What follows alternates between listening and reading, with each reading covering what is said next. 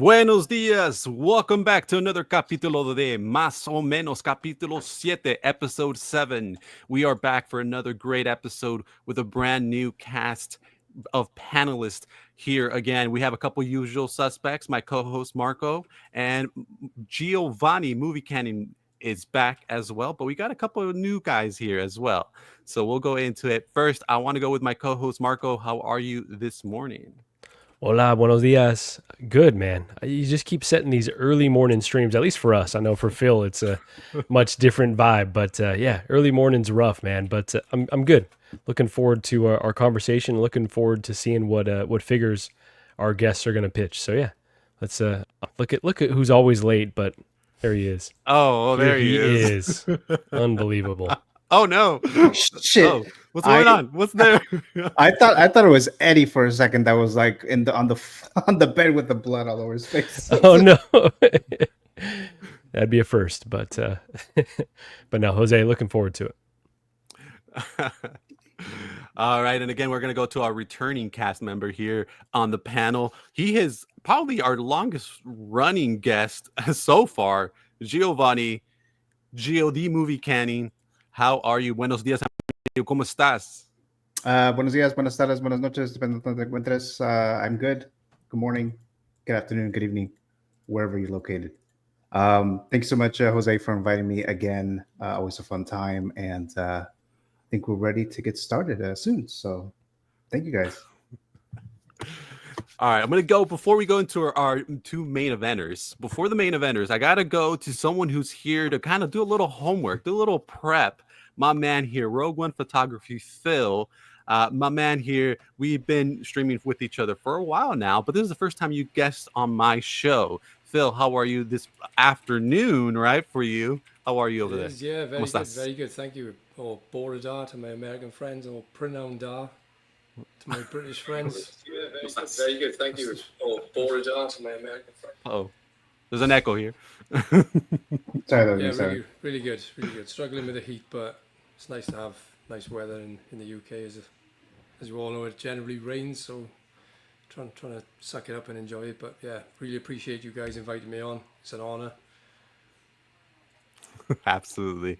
Well, I'm glad that you're here. Again, you got to do a little homework. You're going to be checking out these contestants here on the King Shark Tank. Today, Yeah. So you're going to take a look and see what's in store for you. So yeah, as you guys know, I've already announced that the August show is going to feature Phil. So Phil is going to be in the August show. He's ready. He's getting ready. He's prepping already. So hopefully you learn a little pointers here from our two special main eventers here. So first, I got to go with a guy I've been trying to lock down on the show for months. This guy was denying me, rejecting me. He was that popular cheerleader in the high school that as soon as I went up to and I asked her she wanted to go to the dance, she'd be like, hell no, I don't want to go to the dance. But I finally got her to agree.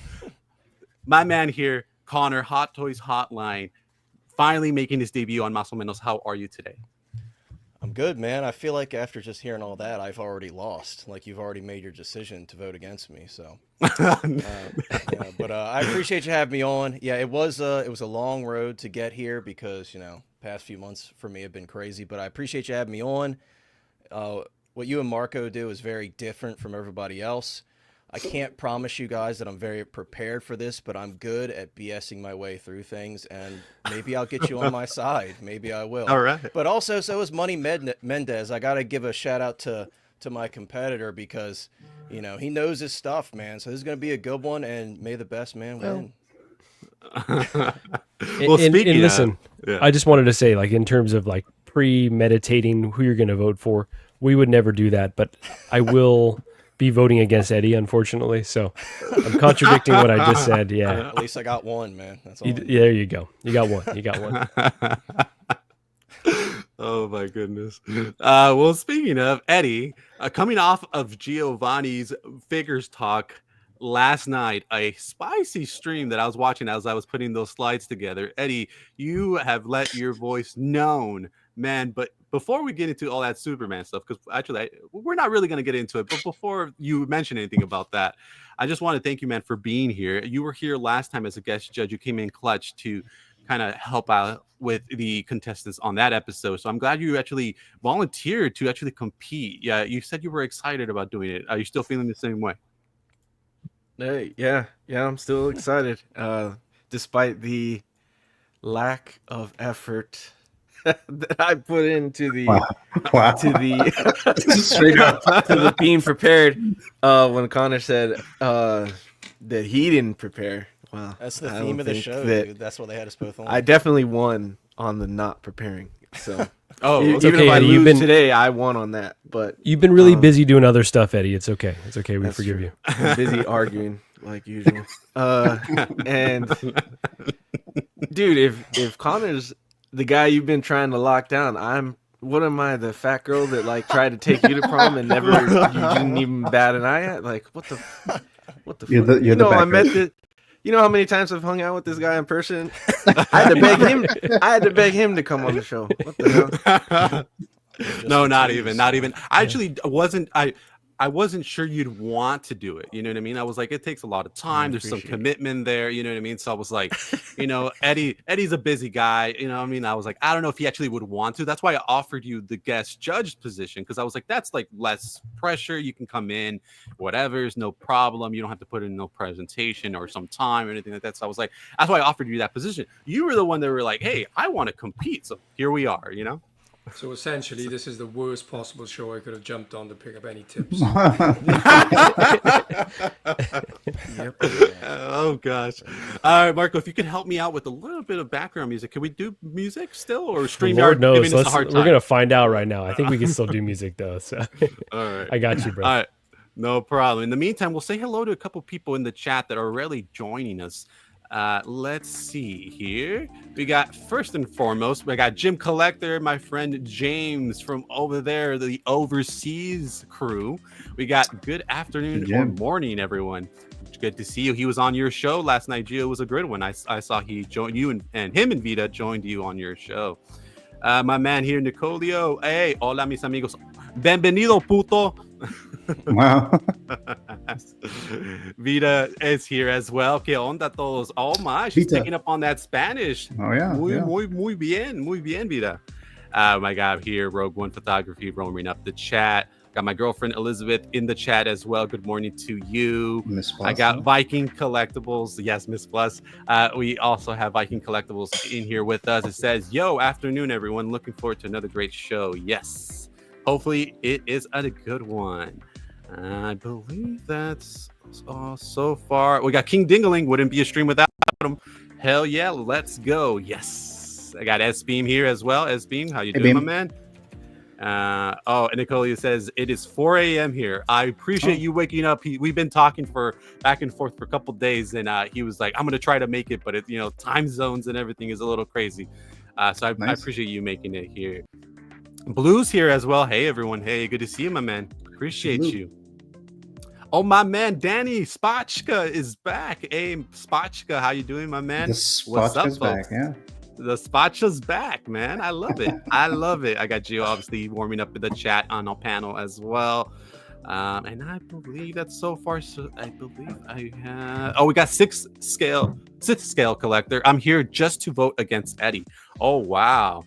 Okay, it's Mike, right? That's Mike, right? Oh gosh. Oh no. That's why I'm here. So just kidding. Oh. Just kidding. I expect this from then, not from you. Jim. Oh wow. Yeah. I haven't seen no Vita check just- yet, hey, Vita said she's here for you, Eddie. So There just you letting go. you know. Yeah, Vita. Oh, my man Danny says I'm eventually gonna kick Mendez's ass in Gio's championship. Oh, calling you out. Wow. That's the second time he says this in about a week. So. Oh my. Oh my. He can try. All right, guys. I believe that's pretty much it. Just talking amongst yourselves there. Yes. All right, guys. Just for the sake of time, we're just gonna get this show rolling. Every time we start the show, we always goes to our warm-ups, and our warm-up is always kind of getting to the Spanish flair that this show kind of uniquely brings. And one of the things I wanted to talk about was your relationship with the Spanish language. So Connor and Phil, you guys are probably like, well, what the hell do you mean about that? Like, I don't speak Spanish. But mainly, for example, Connor, I guess I wonder, like, is it something where you're from? Do you hear people talking Spanish? Was it something that maybe you could have taken in college or in high school that you considered taking? Did you end up taking French instead or some other language? Connor, I'll go to you first. Is Spanish something that you were ever around? You're making a lot of assumptions here, Jose. This is dangerously profiling here. No, I'm just saying. I just realized I was muted. Funny enough, my aunt is actually from Mérida, Mexico. So she was born and raised there until like her early 20s. She came over to the U.S. to go to college, and that's where she met my uncle. And, you know, they've been married for 30 plus years now. So I actually did grow up exposed to a lot of Mexican food because my aunt was always cooking for me and my brother when we were kids and my little cousin. Oh, nice. When my little cousin was very young, my aunt was speaking Spanish to him to get him to pick it up early. So, you know, now in his early 20s, he speaks Spanish. But yeah, so I was exposed to it a lot. And then also my aunt's family still lives in Mexico. They have no plans of moving here. So they do visit pretty frequently. And a lot of times when I was a kid, they would visit and, you know, come hang out. They'd be speaking Spanish to each other, make all types of different foods. So I was lucky enough to be exposed to a lot of different things when I was a kid in that regard. And I did take Spanish all throughout like elementary school. It was taught in my school, and then high school as well. I think I got up to like honors Spanish 3. So I was very good on paper with Spanish at the time. Actually speaking it is the hard part. So I was not very good at that, but on paper I was pretty good back in high school. But yeah, so I was very lucky to be exposed to a different culture, or multiple different cultures, I should say, with my grandparents as well as a kid. So yeah. Take that, Jose. You know what? You were like, have you ever heard of Spanish? Like, He's like, have you seen a brown person in person ever? Unbelievable. Mexico, does that ring a bell? That's right. I didn't mean it that way. You know that, Connor. I know. Yes, we're all from different parts of the world. You know what I mean? So it's like it just, you know, it's possible. I mean, I'm sure you've probably heard the Spanish language, but it's not something you're around regularly. So that's kind of what I meant. So, I do have a follow up for you, Connor. Is when you said you were in the Spanish classes, but I'm assuming you didn't retain anything, or is there any phrases that you still know or you could still say today? Not, like I said, the speaking part was difficult for me because I felt like, especially in my school, it was more so like the applications on paper and like being able to like fill in the blank, and like, so I didn't retain a lot of it. I will say, like, generally speaking, if I hear a conversation, I could pick up stuff here and there. Like, I'm not completely blind. You know, I'm not like, you know, like the average person where you just hear stuff and you're like, I have no idea what they're saying. I could pick up words here and there, but yeah, when it comes to actually speaking it, I'm trash at it. So, yeah. So if you go to like a taco stand, do you ask somebody else to order the tacos for you, or can you do it? So funny enough, my favorite food is Mexican food. Maybe because I was exposed to it a lot as a kid and I just kind of grew to like it. So I'm actually pretty familiar with a lot of stuff. Like, you know, I could see the menu and I know what I'm ordering, and I'm not like, you know, because am I frozen? Oh, I'm good now. A lot of the food trucks around here, you know, all of the stuff is in Spanish, so I'm not like, oh, chorizo, what is that? You know what I mean? So I could pick up on a lot of this stuff, but yeah, you know, it's the speaking thing. I won't pretend like I could speak Spanish. I cannot, but I can pick up on stuff here and there as I'm listening, you know. Got it. Well, thank you, Connor. Thank you for sharing that. I really appreciate that. It's good to like get to know you a little bit more, and it's something that we didn't really know about you. So I appreciate you sharing that with us. Of course. I'm gonna go to Phil. I always go to our new guests because everyone else has done this on their first time on the show. But Phil, this is your first time. Let me know. You're over there in Wales. Tell me, do people speak Spanish over there? Do you ever hear some people speaking Spanish? Is that something that you were ever surrounded by? Maybe something you considered learning? Very little exposure, even though the stereotypical British holiday was generally Spain, sort of through the 80s, 90s, and so on and so forth. But there was probably more Italians exposed to that language more than any, because shortly after World War II there was a lot of Italian migration into South Wales for some bizarre reason. But in terms of learning languages through school, it was always French, German, Welsh, because Welsh had sort of been driven out by those damn English people in the 1500s. so even Welsh really is it's rare to hear somebody speak Welsh in Wales unless you go further sort of west or North Wales. But in terms of Spanish outside of, I mean, I know Hot Toys he just mentioned about the food side of things, chorizo. That's probably the only exposure you really get, and I think food plays a major part in understanding a lot of language. Or it's the first time you're exposed to any sort of languages because of different cuisines from around the world and what have you. But no, generally. I don't even know anybody Spanish, if I'm being quite honest. I know a couple of Italians, a couple of Greek, Turkish guys, but yeah. That's okay. No, and I appreciate you sharing that. I was interested. You brought up cuisine. So, is there Mexican restaurants over there? Like, do you see a lot of them? Is that something you go and have sometime? Or? We used to have. Don't get me wrong, they're all chains, obviously, but if you go into sort of the city centres, then you generally will get smaller, independent Mexican restaurants. But we had like, I don't think you had Chiquitos over there, did you? So we had a Chiquitos. Taco Bell sort of slowly making its way into the UK, but Okay. outside of that, yeah, you may get a few sort of small independents. There is one called Oaxaca that does Mexican street food. And Ooh, okay. That's in Cardiff city centre, and that's really good. So if anyone's ever Awesome. in Wales, I suggest going there. Really good. Because it's such a globalized world too, it feels like you can find like any type of cuisine anywhere. Like we were in 100%. Greece recently, Yeah. and there was a guy from Mexico City that like opened a taco stand. So maybe it's similar with the Oaxaca restaurant you're talking about, where like they could be, Yeah. from.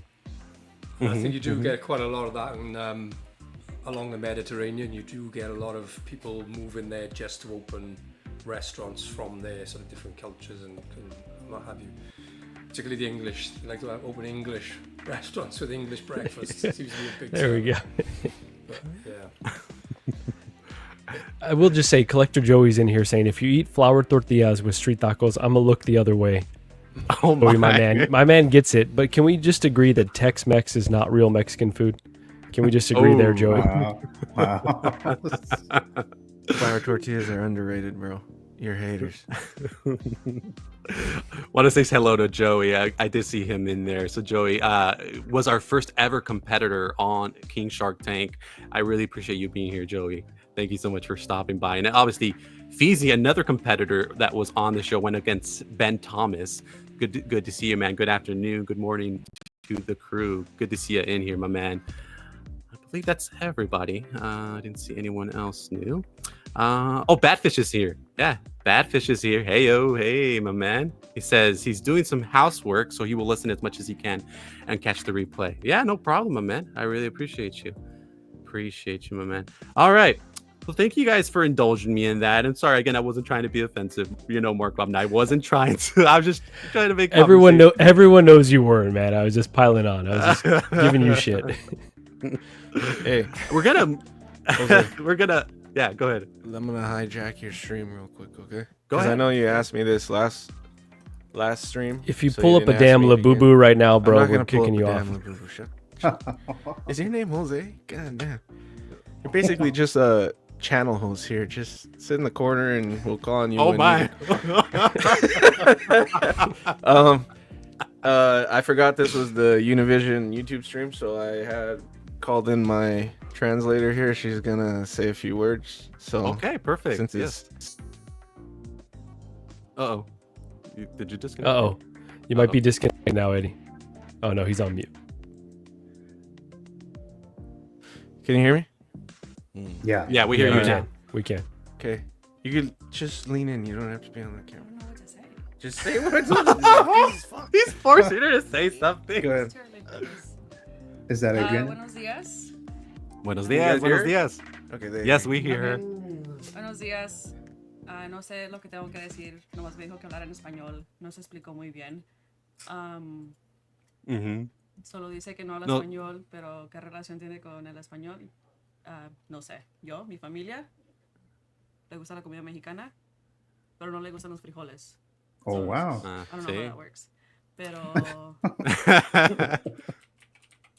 Yeah. You don't like I don't know what frijoles, else to Eddie? say. That's okay. Okay, Whatever. Just a little Thank bit. you, is good Adriana. enough. Thank you so much. Thank you all for right. making the cameo. Thank you. So Great much for making guest the cameo on the appearance. show. Yes, of course. I'm an asshole, dude. I always say I don't need to speak Spanish. I got a live-in translator. So Wow. yeah. You hate to see it. Collector Joey says Tex-Mex is Chipotle. Oh, okay. All right. My Dude, I guy love Joey just Chipotle, keeps though. going up and up, man. He gets it. Beautiful. All right, guys. So last time, so I tend to go to our discussion after we do our warm up and all that. But last time we had some complaints. People are like, "Hey, man, get to the figures." So I think we should get to the figures first. Well, so I think we'll talk about one of them maybe first, and then we'll go into our discussion. That way, some people get what they want, and then we'll go into the discussion. So I'm gonna bring up one of them.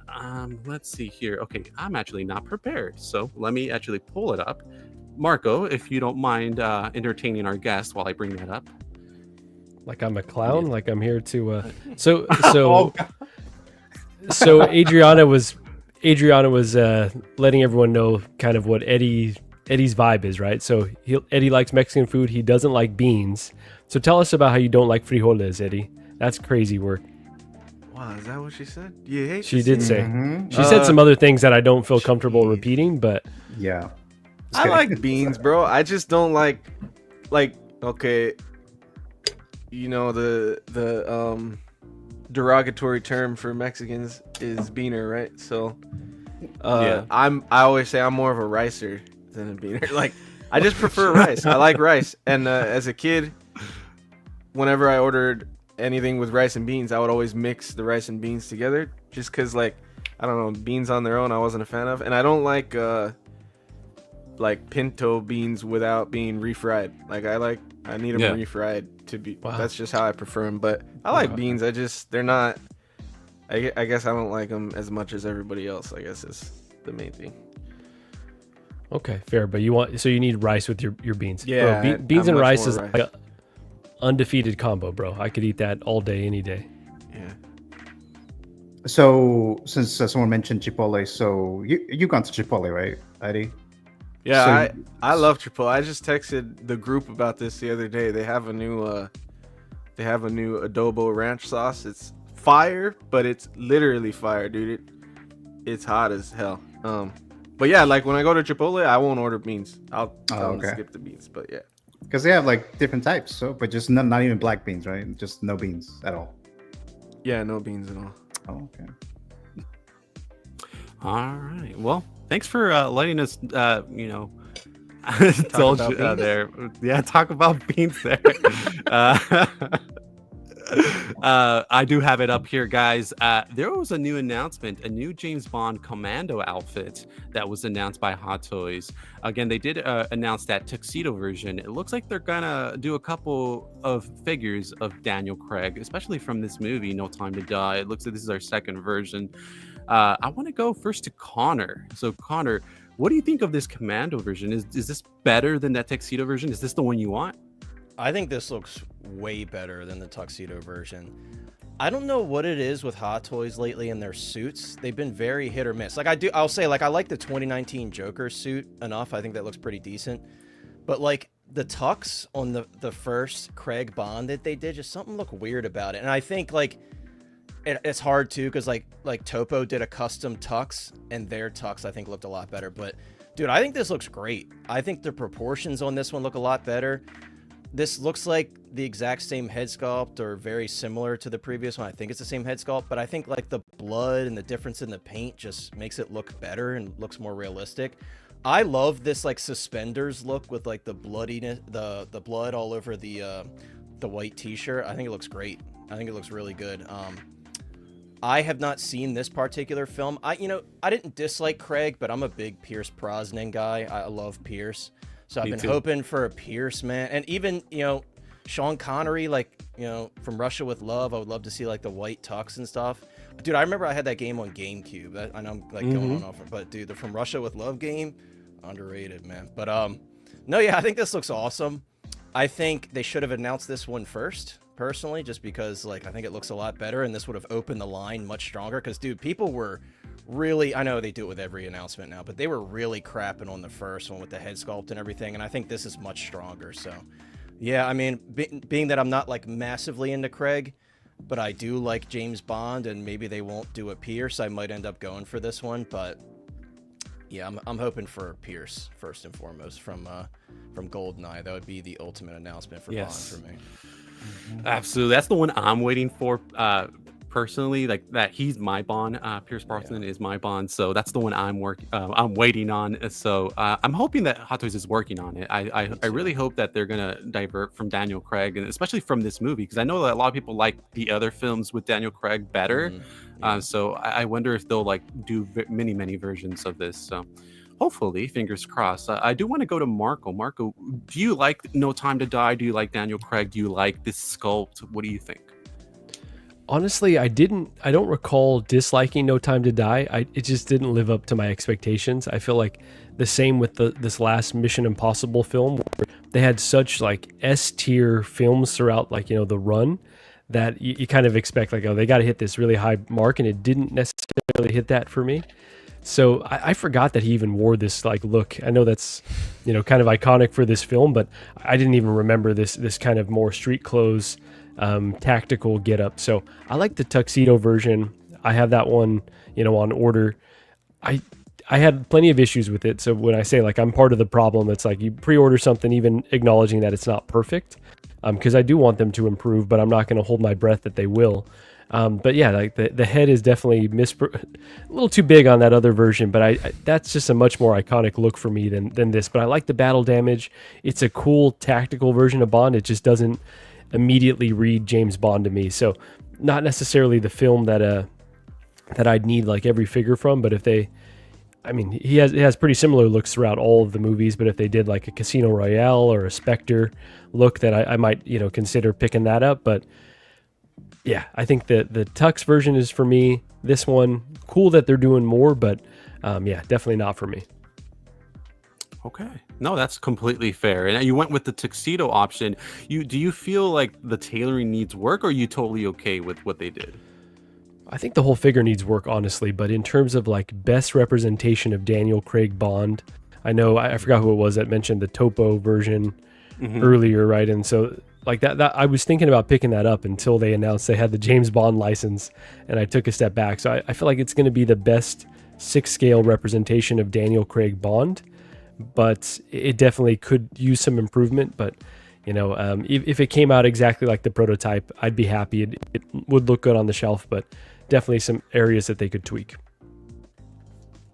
Okay, of course.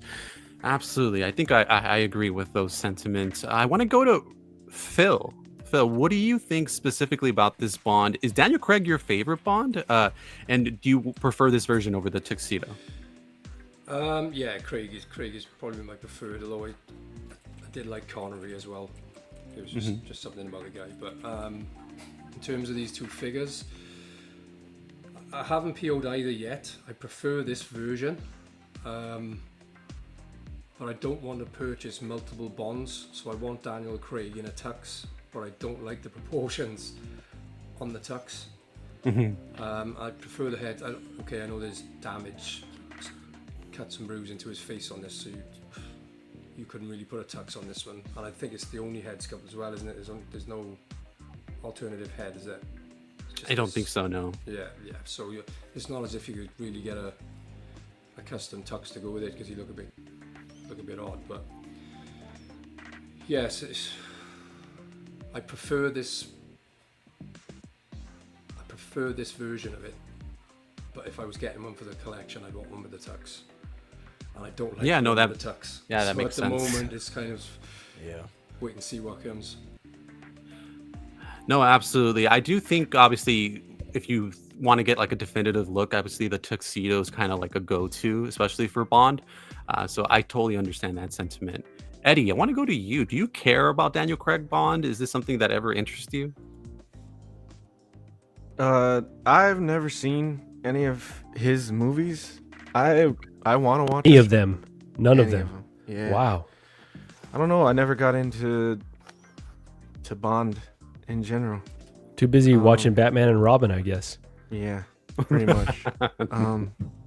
Yeah, I don't know what it was. I didn't get into them when I was a kid, and then when the new ones came out, I guess because I never seen the older ones, I never got into the newer ones. So, but I definitely want to go back and watch them. It's definitely like, I love action movies, and I love that kind of character that I at least understand that he is. So I think I'd really enjoy him. I just never got into it, but I think that the figure looks really good. I didn't care too much for the Tux version. I thought the proportions looked kind of off, and then this one, I've only seen it a couple times, talking about it on streams, but I think it looks really good. I don't know what it is about the sweater look that it helps with the proportions or something. And then right now when I was looking at it, I had this thought. I didn't notice the like little bunny doll, and I was like, dude, copied Con Air, dude, when he has the bunny. I was like, what the hell? What's the story? I guess I'll wait to watch the movie, but I didn't notice. I was like, that's kind of funny. But yeah, I think it looks good. And I know people are excited for it. I know, when I stream with Shane and all the guys that are over there,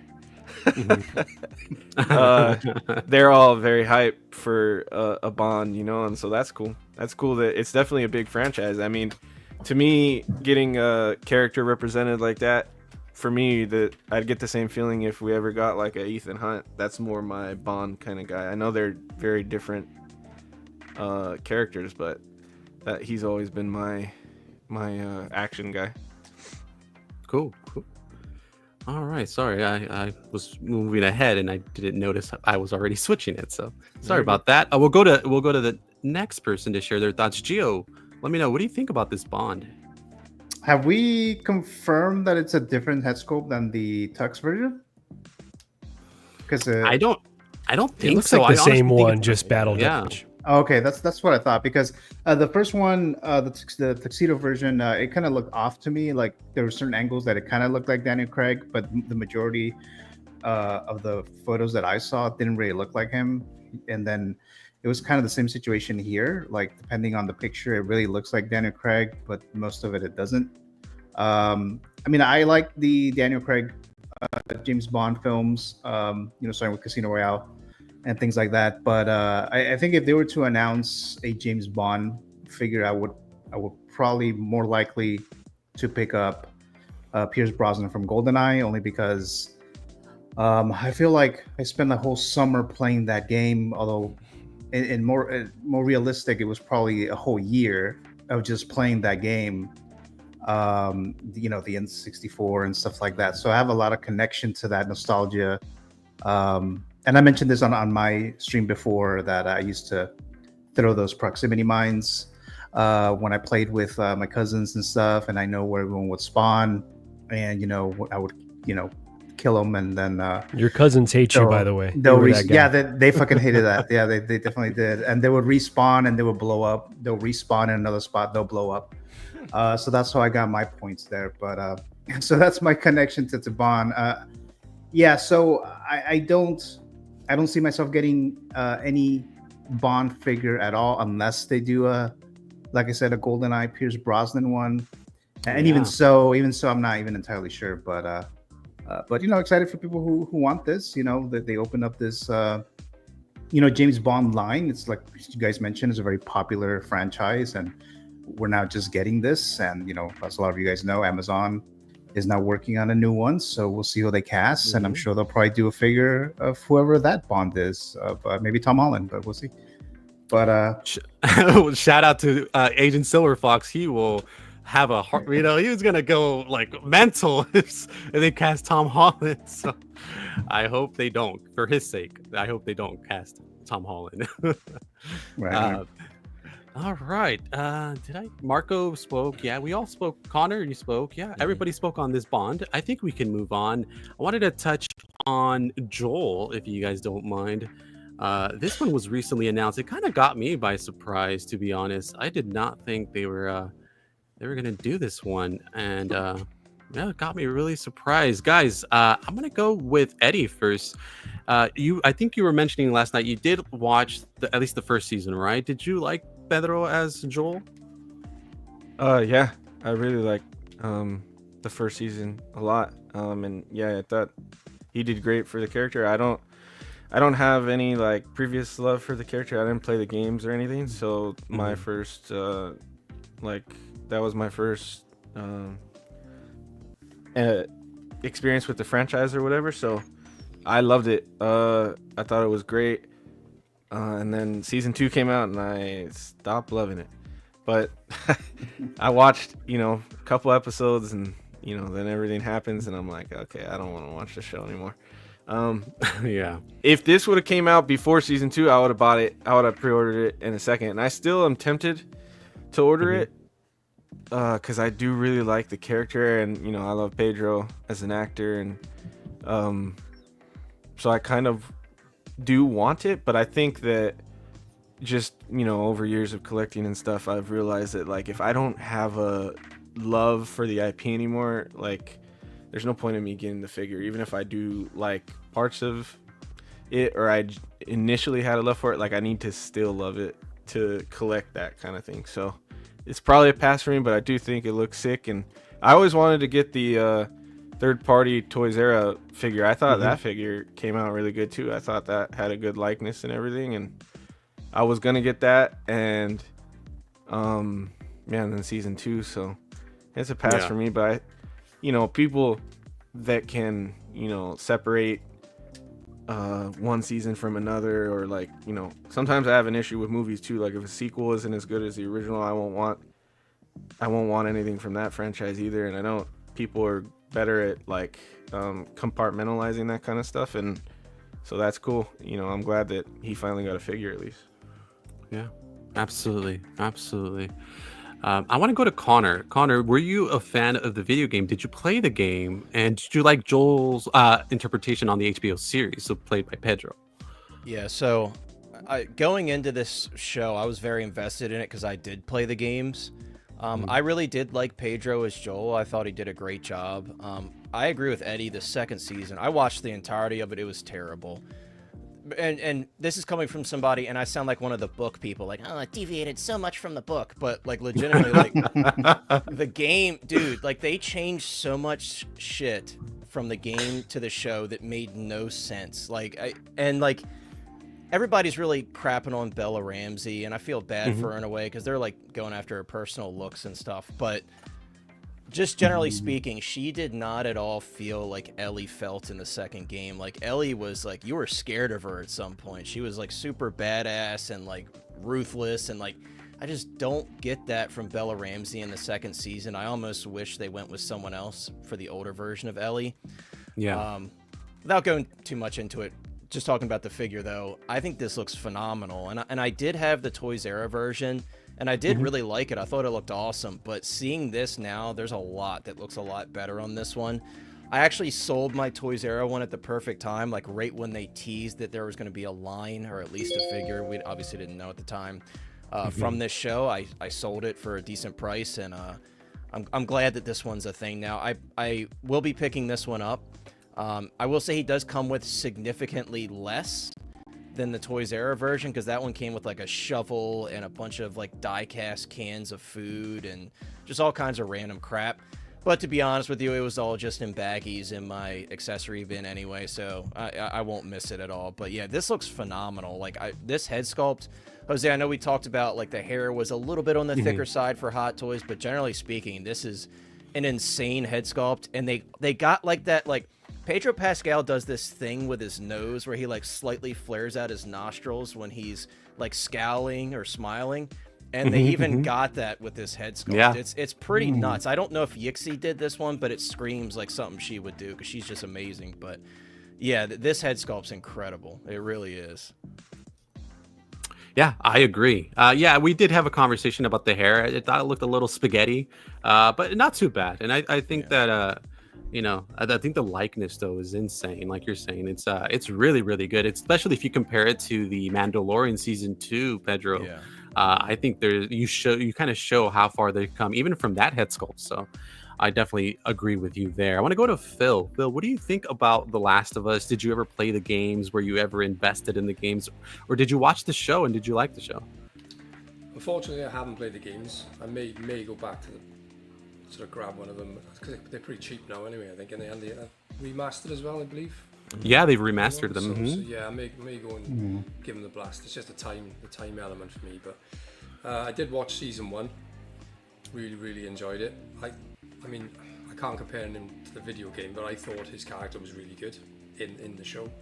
I haven't seen season 2, so I'm not quite sure. I've obviously heard some negativity around it, but yeah, I think it's you can't fault it. The head sculpt is really good, and as you said, Jose, it's a massive improvement on the Chrome Mando, and it's definitely a positive step in the right direction in terms of there's a Fantastic Four, no doubt. Yes, we're gonna get Mandalorian Grogu, so if this comes out as good as this, or if they come out as good as this, then I'll be happy with that. Absolutely, I definitely agree. I want to go to Marco. Marco, did you play the games? I know you're a PlayStation guy. Did you play the games? Were you a fan of the games? Same questions to you.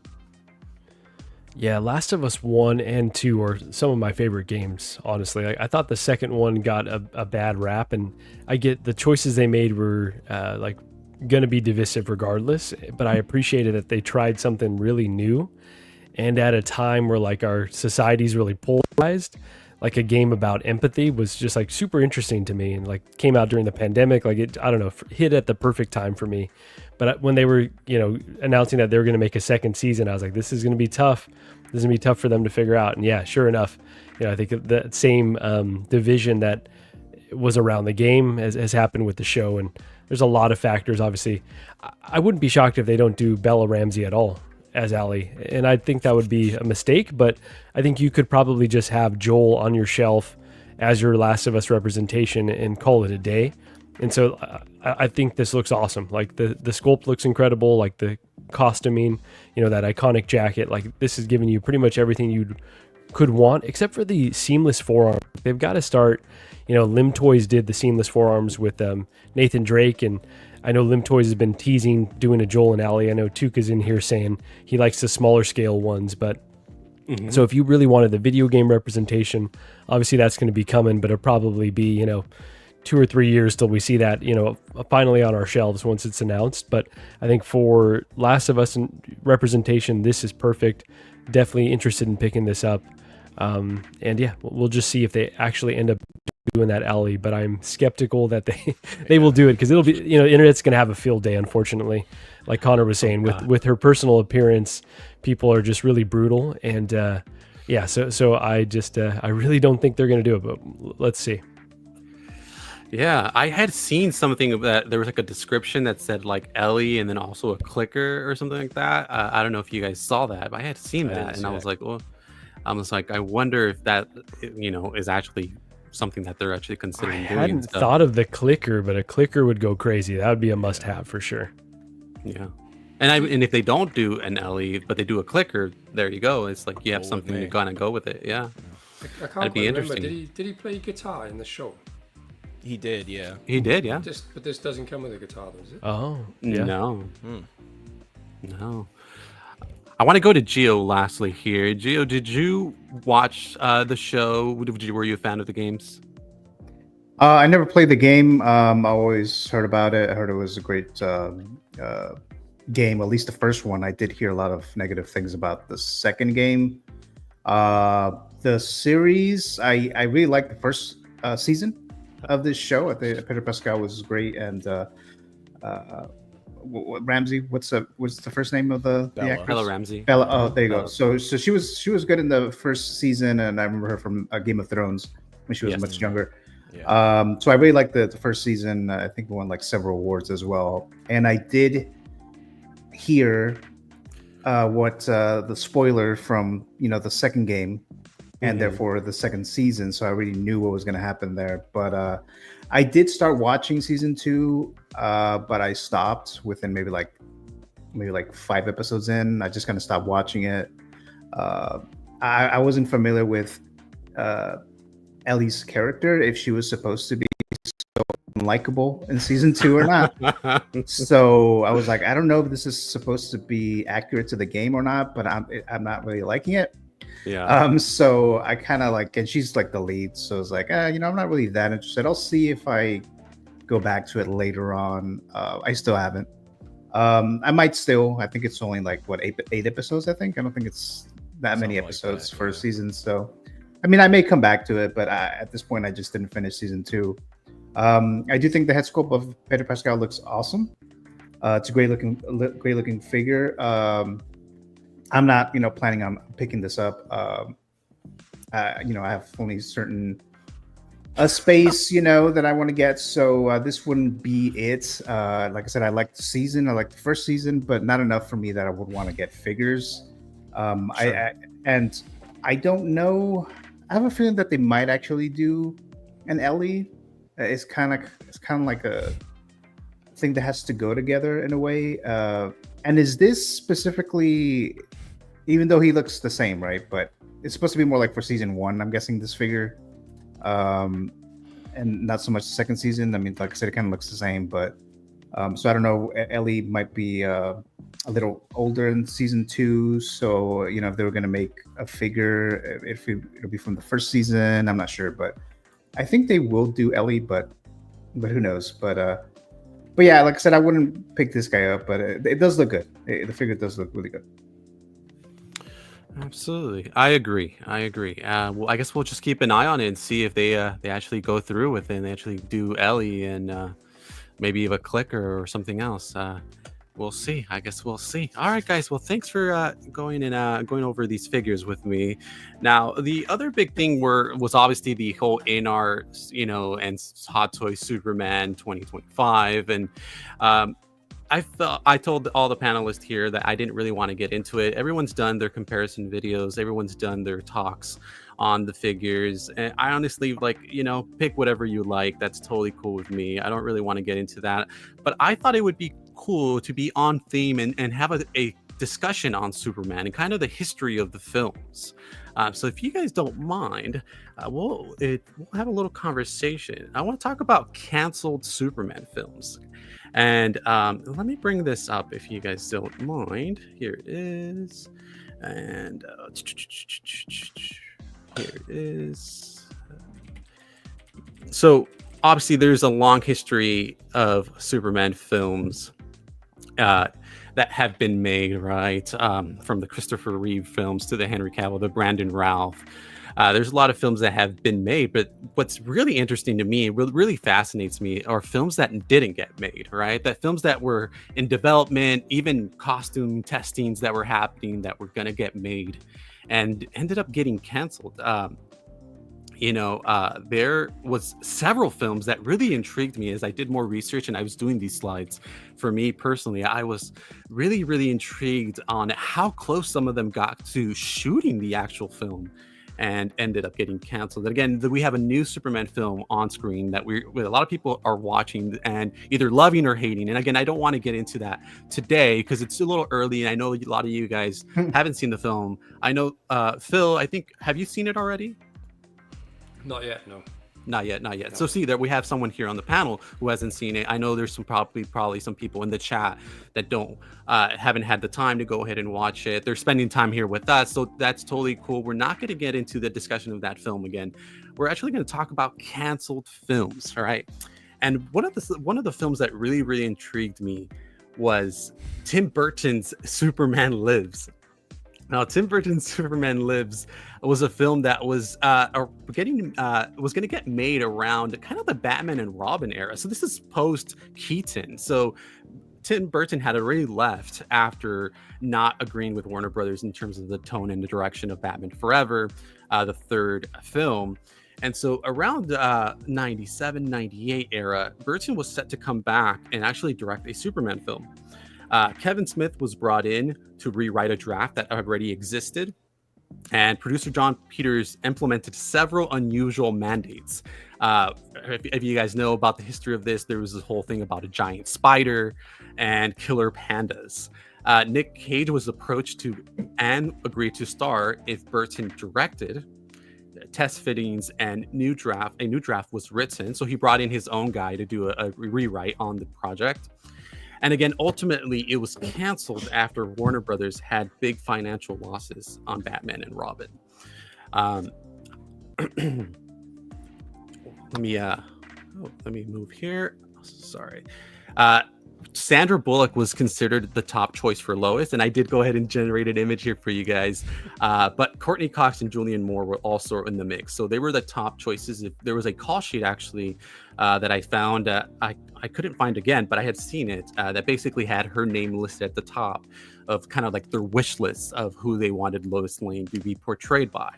And Chris Rock actually had confirmed his casting as Jimmy Olsen. He mentioned it on Jay Leno after the fact, basically calling it a big opportunity that vanished.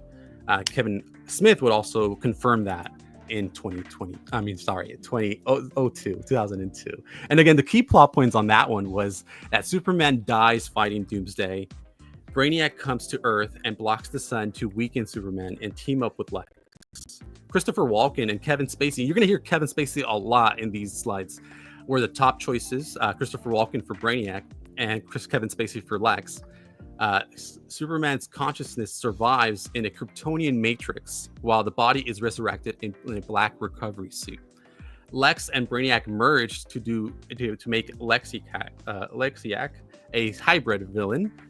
And Superman returns, regains his powers, and fights a giant spider-like creature, the Gnarian Snare Beast, which was repurposed in the cameo in the 2023 film. Guys, I want to get your thoughts specifically on this one. What do you guys think about this canceled Superman Lives? Eddie, what do you think? Did you know all about this? What do you think?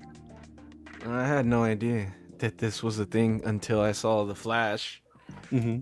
I might have heard it mentioned before about Nicolas Cage, like testing or testing out the suit and stuff like that. And then, it was cool to get to see it in The Flash. And but no, all this stuff is like, all the info you're giving on is actually really cool. I probably would have really been interested to see it because I love Nicolas Cage, and I love Tim Burton. And I know that, Tim Burton's iterations of Batman is probably generally everybody's favorite Batman, so I think it would have been really cool. I don't know if Kevin Smith writing it would have made it good, but I guess we'll never know. But it looks really cool. I'd like to see it to this day, dude. And then having I really like Kevin Spacey as Lex in Superman Returns, so it seemed like he still got his shot.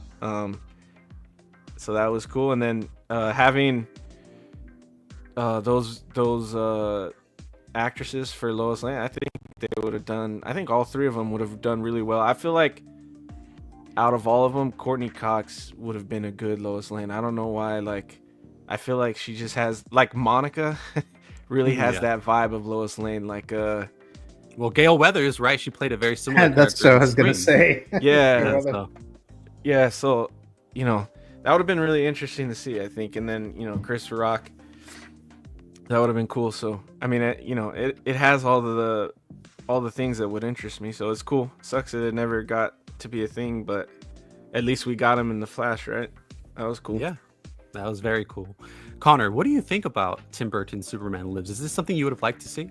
Yeah, I think honestly, out of all of them, this is the one that kind of interests me the most, because I think at the time, Tim Burton was probably really hungry to make a good project after what happened with Batman, and, this is just like the Tim Burton era, this would have been really cool. And I also, like Eddie said, I really like Nicolas Cage, and Eddie brought up Con Air earlier. That's one of my favorite Nicolas Cage movies. I love that movie.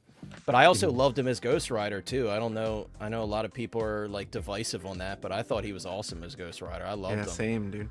Yeah, and those movies are, so nostalgic to me. So, and seeing him in the suit, I'm like, this is cool. It's a different take, and, that was one of my favorite bits in the Flash movie, is that, that whole, multiverse scene where you can kind of see all the past and stuff like that. And I thought it was cool to see Nicolas Cage get a little bit of love, because I know he's talked about his potential in this role many times. And yeah, I kind of don't hate Kevin Smith writing it, just because I know he's been a big comic guy his whole life, so having that influence might have been a little cool, having somebody that knows their stuff in that regard. But Yeah, I feel like this would have been a big film, and I agree too. Like the choices for Lois Lane, I could see any one of those ladies in that role, and it's a shame, man. It's a shame this never happened because, like I said, I feel like Tim Burton, he was in his heavy prime at that time, and I think he would have done it justice. And I do think seeing these photos and seeing the casting and stuff, I feel like this would have been one of those nostalgic movies that we're quoting to this day. You know, like Batman and Robin, Batman Forever. You know, both of the Burton Batman films. It would have been in those ranks. So it's a shame. It's a shame it never happened. Absolutely. Phil, had you heard the details on this film? Was it something you're familiar with, or was it something that you got exposed in The Flash?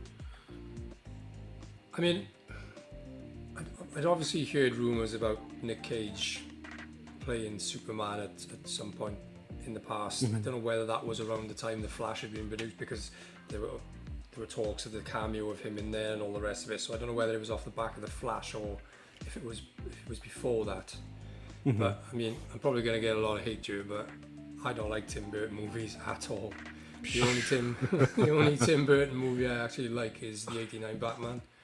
Okay. And it'd be interesting because if this was being produced now, then I would probably have zero interest in it. Whereas if we were taken back to 97, 98, when a lot of this cast are probably in their prime, probably would have been a different story. I would have potentially been quite excited for it, apart from Tim Burton directing it. But yeah, absolutely. I got Brenton in here. He's mentioning Kevin Smith's Batman comics kind of suck. Well, I haven't read them, so I wouldn't know, but I'll take your word for it. And yeah, he mentions Batman and Robin was a studio middling disaster. They felt Burton Batman was too scary, then forced a Batgirl in to capture a girl audience. I mean, I kind of liked her too. I liked Batgirl. I mean, she got my attention. You know what I mean? So, but I see what you mean there. I want to go next to Gio. Gio, what did you know about Tim Burton's Superman Lives? Did you know the plot details? Did you know anything specifically about it? Was it something that you wish would have got made? Yeah, I knew about this. I was excited when I saw that on the Flash, that one scene that you guys mentioning. I thought that was pretty cool. I was like, oh shit, they're actually bringing in Nicolas Cage as Superman, even if it's a very like quick little shot there, little scene there. But I did know about this before. I think of all the ones that you mentioned in the notes, Jose, this was the one that I was most interested in initially. That's the one that I knew the most about anyway. I'm a big fan of Tim Burton, so of course I would have loved to have seen that a Superman movie directed by Tim Burton.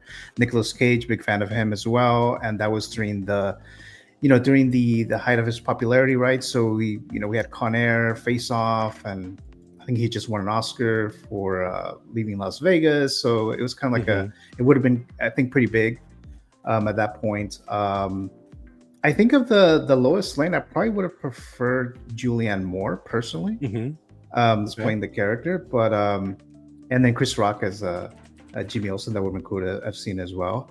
I'll also be interested to see because I'm sure Tim Burton likes to work with Danny Elfman. So I wonder what kind of score he would have done for Superman. If that would have been good, yeah. So that would have been interesting to have heard as well. But yeah, I mean, I'm not totally sure what ultimately happens, that they end up canceling. I heard that there was some kind of financial issue. Maybe it was Batman and Robin. I don't know. Yeah. But as far as Kevin Smith writing it, I'm not sure, or at least one of the drafts, because I know, Kevin Smith is a big fan of comic book characters, but sometimes that may not translate to a good script for a film. Just because I am a fan of him. It's just some of his movies are a little too much for me. So some of them are really, really cool and I really like them. And some of them are just like, that's just terrible. Like, just terrible. Like, I think like the most recent Jay and Silent Bob movie, that one fucking sucked bad. So, I mean, it's just like, but, I would have been interested to see how he would write a comic book film adaptation to this level, right? But yeah, I'm assuming it'll probably be a little darker too. I'm guessing a Superman movie under Tim Burton's direction. So I would be interested in that, but that didn't happen. So, but yeah, that's the one that I was the most interested in. All right, Marco, same questions to you. Did you know about this film? Did you know any of these plot details I shared? And was it something you learned about in The Flash when you saw him on screen? Bro, I've got a long history with this film. So, like Oh. early internet dial up, I remember, I can't remember what website it was, but we didn't even have a home computer at the time. Every time I went over to my tia's house, she had the computer. So I would dial up on AOL and I would go to this website. And I remember seeing the news that Nicolas Cage was going to be Superman. And like, this is obviously around the time that, the not great, I know, regardless of what Eddie says, but the not great Batman films were alive. And I remember being really excited, like, oh, this sounds really cool. And so like I was like researching as much info as I could get, at the time. And then obviously the project went away. And similar with, I think, Batman 4 or whatever it was going to be called, where they were going to have the Scarecrow. And there you go, right? So I remember seeing those and being so excited. Oh, they're bringing in Harley Quinn. And then just like, I think that's one of the things that got me interested in like being into like the background of how movies get made and like digging in, like what the heck even happened with this. And so there's an awesome documentary called The Death of Superman Lives. What happened, right? By John Schnepp, really R.I.P. Yep. So like an incredible documentary there. So I definitely recommend folks going to check that out. But it's cool to see like all of the, starts and stops and like all the hands that these things touch. And so this, I have no doubt that this project would have probably been pretty weird and just like not necessarily like a Superman that we'd all want to see on screen. But my prediction, so kind of starting early internet and then where we're at today, my prediction is someone in the next 10 years is going to use AI to try to like replicate this film, right? Because I think we know enough details and like enough like who is going to be in it to like create like a weird version using AI. And I don't think it's going to be good. And I think it'll be an abomination, but I think someone's going to attempt it. So one of those that I'm sad never came to fruition because I think it would have been a really weird and interesting film. But it's cool to learn the details of why it went away.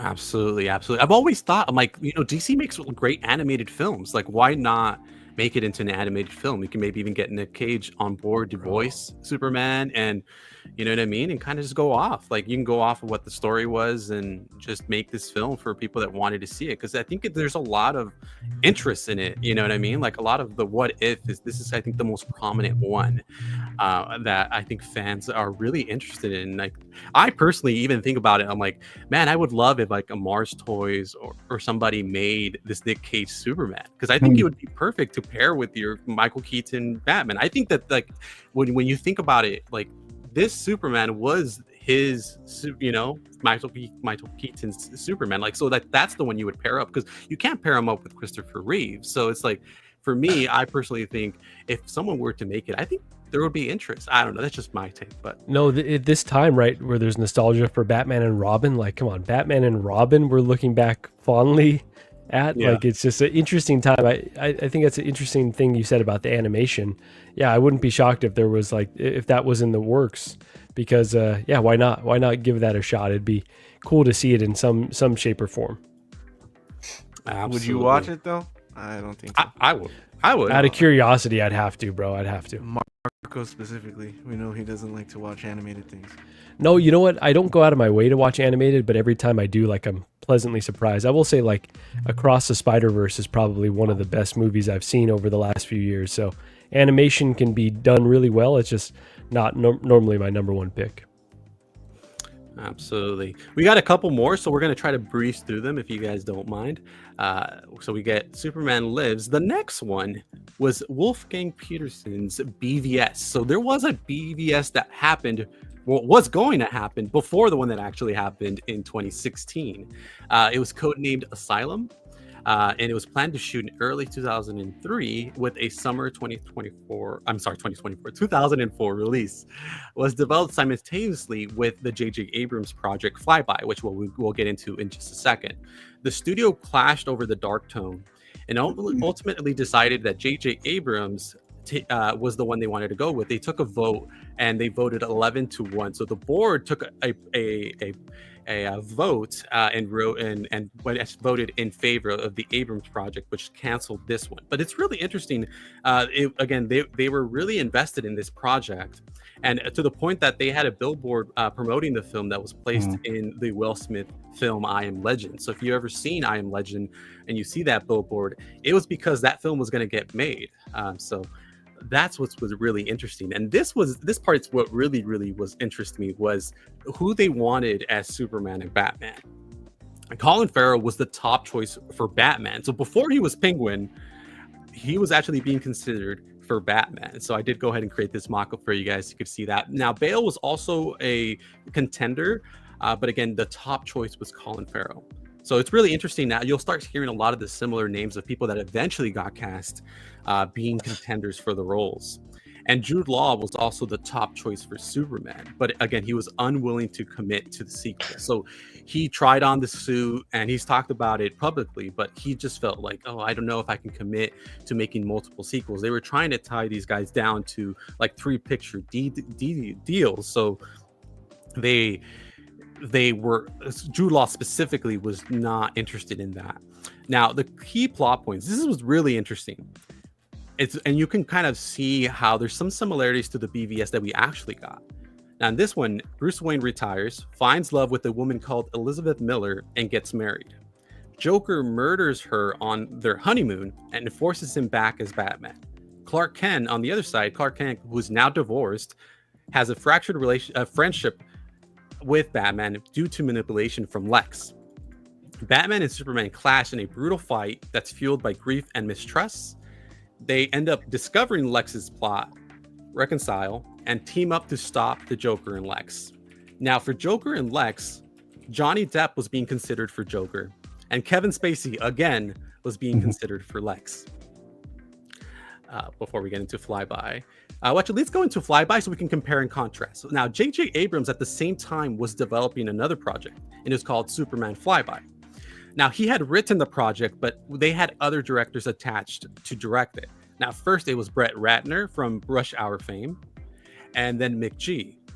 So Mick G ended up coming in after Brett Ratner left. Now, future Superman Brandon Routh, and if you've seen this famous image on the screen here, that's the image of both Brandon Routh and Henry Cavill auditioning for the role. However, what happened with this one was that the leaked script was found online and then was heavily criticized by people online for its dark tone.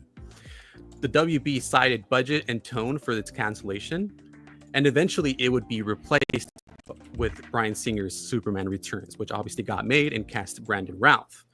Now, for casting, they actually had these three at the top of the list. Now, the Lex one is the one that's really interesting for me. Now, I do like both Josh and Carrie for these roles, but Robert Downey Jr. seems like inspired casting, especially around this era, right before Iron Man. He was trying to rehab his image, right? He would have crushed this role, bro. He would have killed this. And dude, I just, when I heard about this, I was like, wow, like this is really interesting. So again, he was actually set to play Lex Luthor.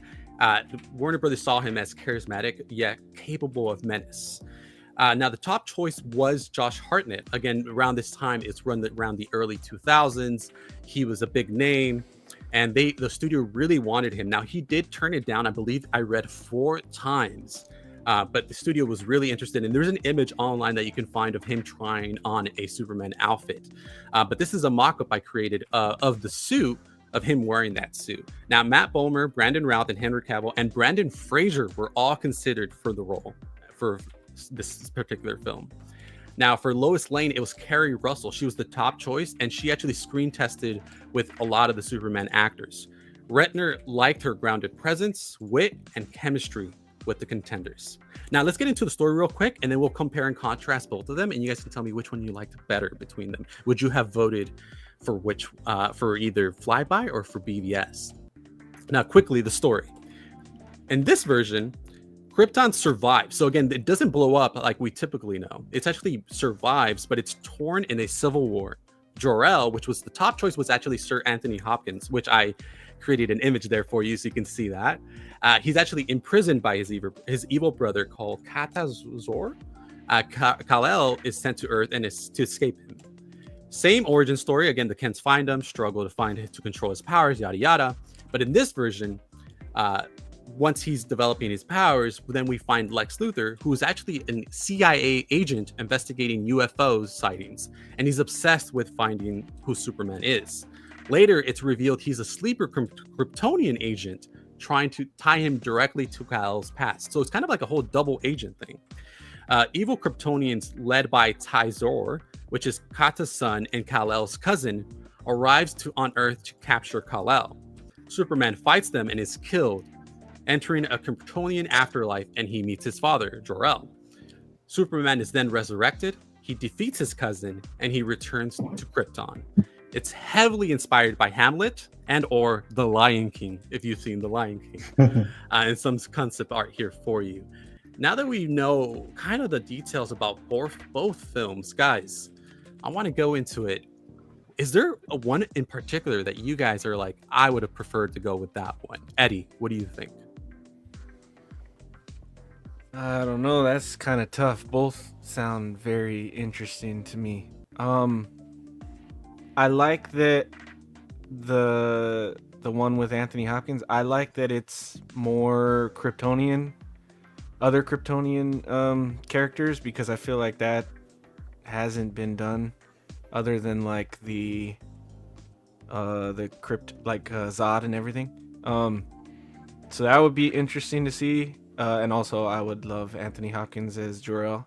And then, but well, everybody knows I'm a Snyder fan. I love BVS. I just like the concept of Batman and Superman fighting. I like that whole story there. I like human versus God, and like I love all that. So I probably personally have to choose the BVS side, even though both have actors that were considered that I would really love to see in those roles. I think the stories that I find interesting, I would lean more towards BVS. But I think it's crazy that in all of these stories that you're showing and like who was considered, they all came back around in either the role or a role similar to those characters, which is interesting that like they keep considering those people when they come back around. Like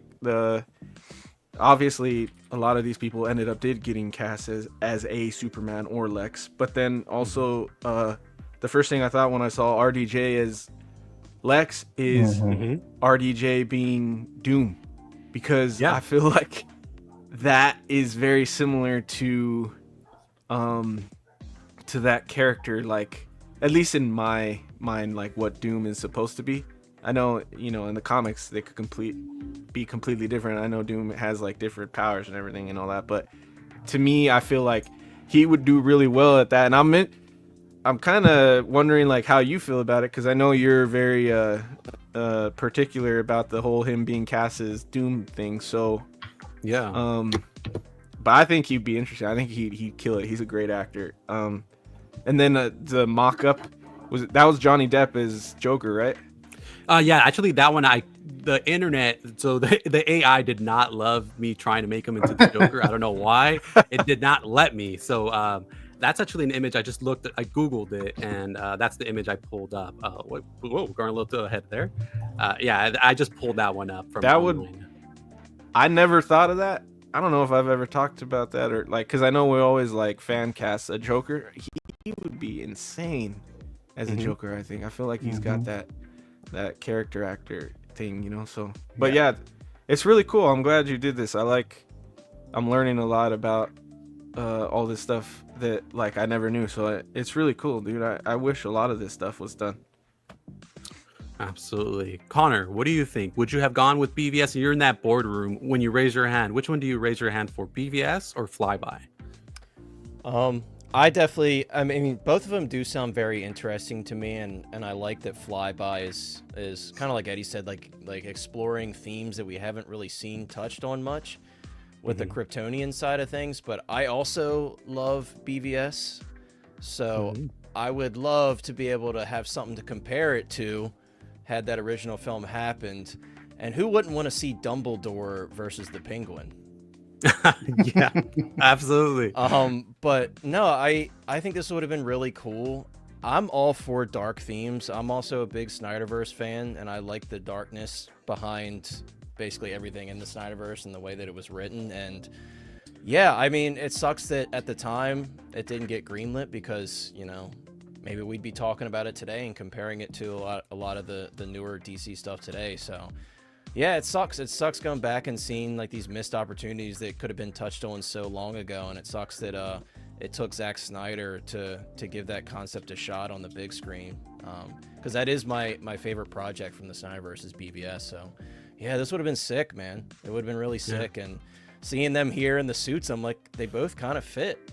Yeah, I It's know. just weird. It's just weird knowing like Colin Farrell's the Penguin, and obviously he does like a complete transformation while he's playing the Penguin. But still, dude, this would have been sick. It would have been a really, really cool film to look back on. But Yeah, absolutely. Yeah, what was really interesting is that I knew about Jude Law, but I never was like Superman. I don't really see it, and then I generated this image, and I was like, wait, okay, I see it now. I was like, it was so strange. I really like Jude Law, but I was like, I don't see it, you know. And I saw the image, and I was like, wow, okay, like really, really interesting. Phil, what do you think? Which one would you have raised your hand for? You're in the boardroom with Warner Brothers. They ask you, we have both of these scripts. Which one do we make? What do you think?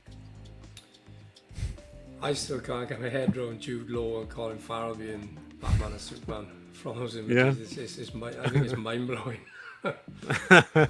Really mind blowing. And for me, I mean, I'm happy with the BVS that we've got.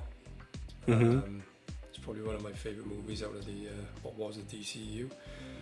So I'd be quite intrigued by the flyby, and yeah, something a bit more Flyby.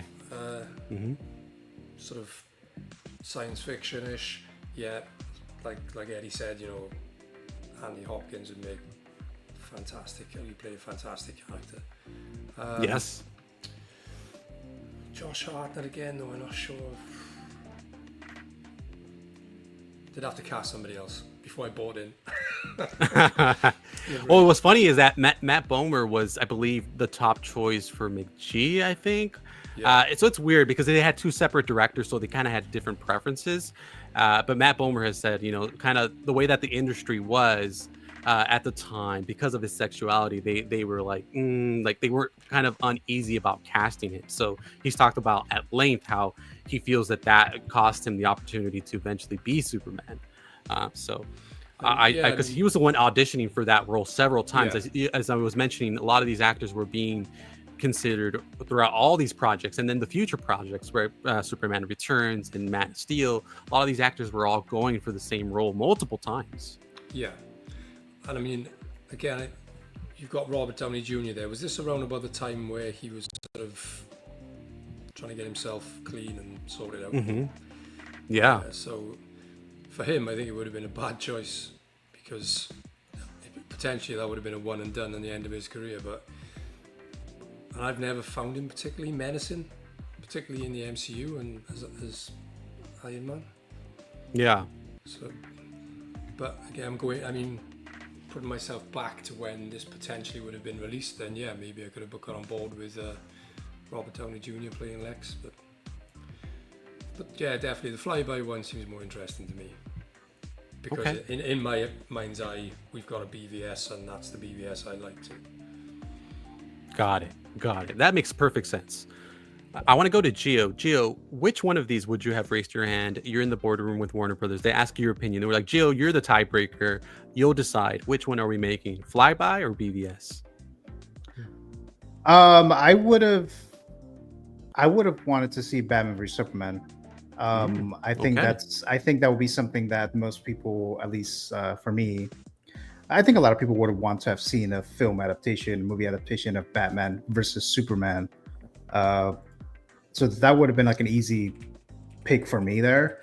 What I'm also looking into now about that particular project is who wrote this, which is Andrew Kevin Walker, which you mentioned that it was kind of too dark, and I totally get that it was too dark since he's made movies like 7 and 8 millimeter, and he even wrote Sleepy Hollow, which is not super dark, but it's kind of like towards that level, right? I would have loved to have seen that. Wolfgang Peterson directing it. I like a lot of his movies. He directed Troy. You know, a lot of He people did. didn't like Troy, but I actually like Troy. So he directed that film. So that would have been cool. What I'm actually thinking also when it comes to the other project where RDJ would be playing Lex Luthor, Yes. I wonder if he would have done Iron Man, Tony Stark, had he done Lex Luthor. Mm-hmm. I have a feeling that maybe he wouldn't have done that because it'll be not exactly the same character, but it's kind of like,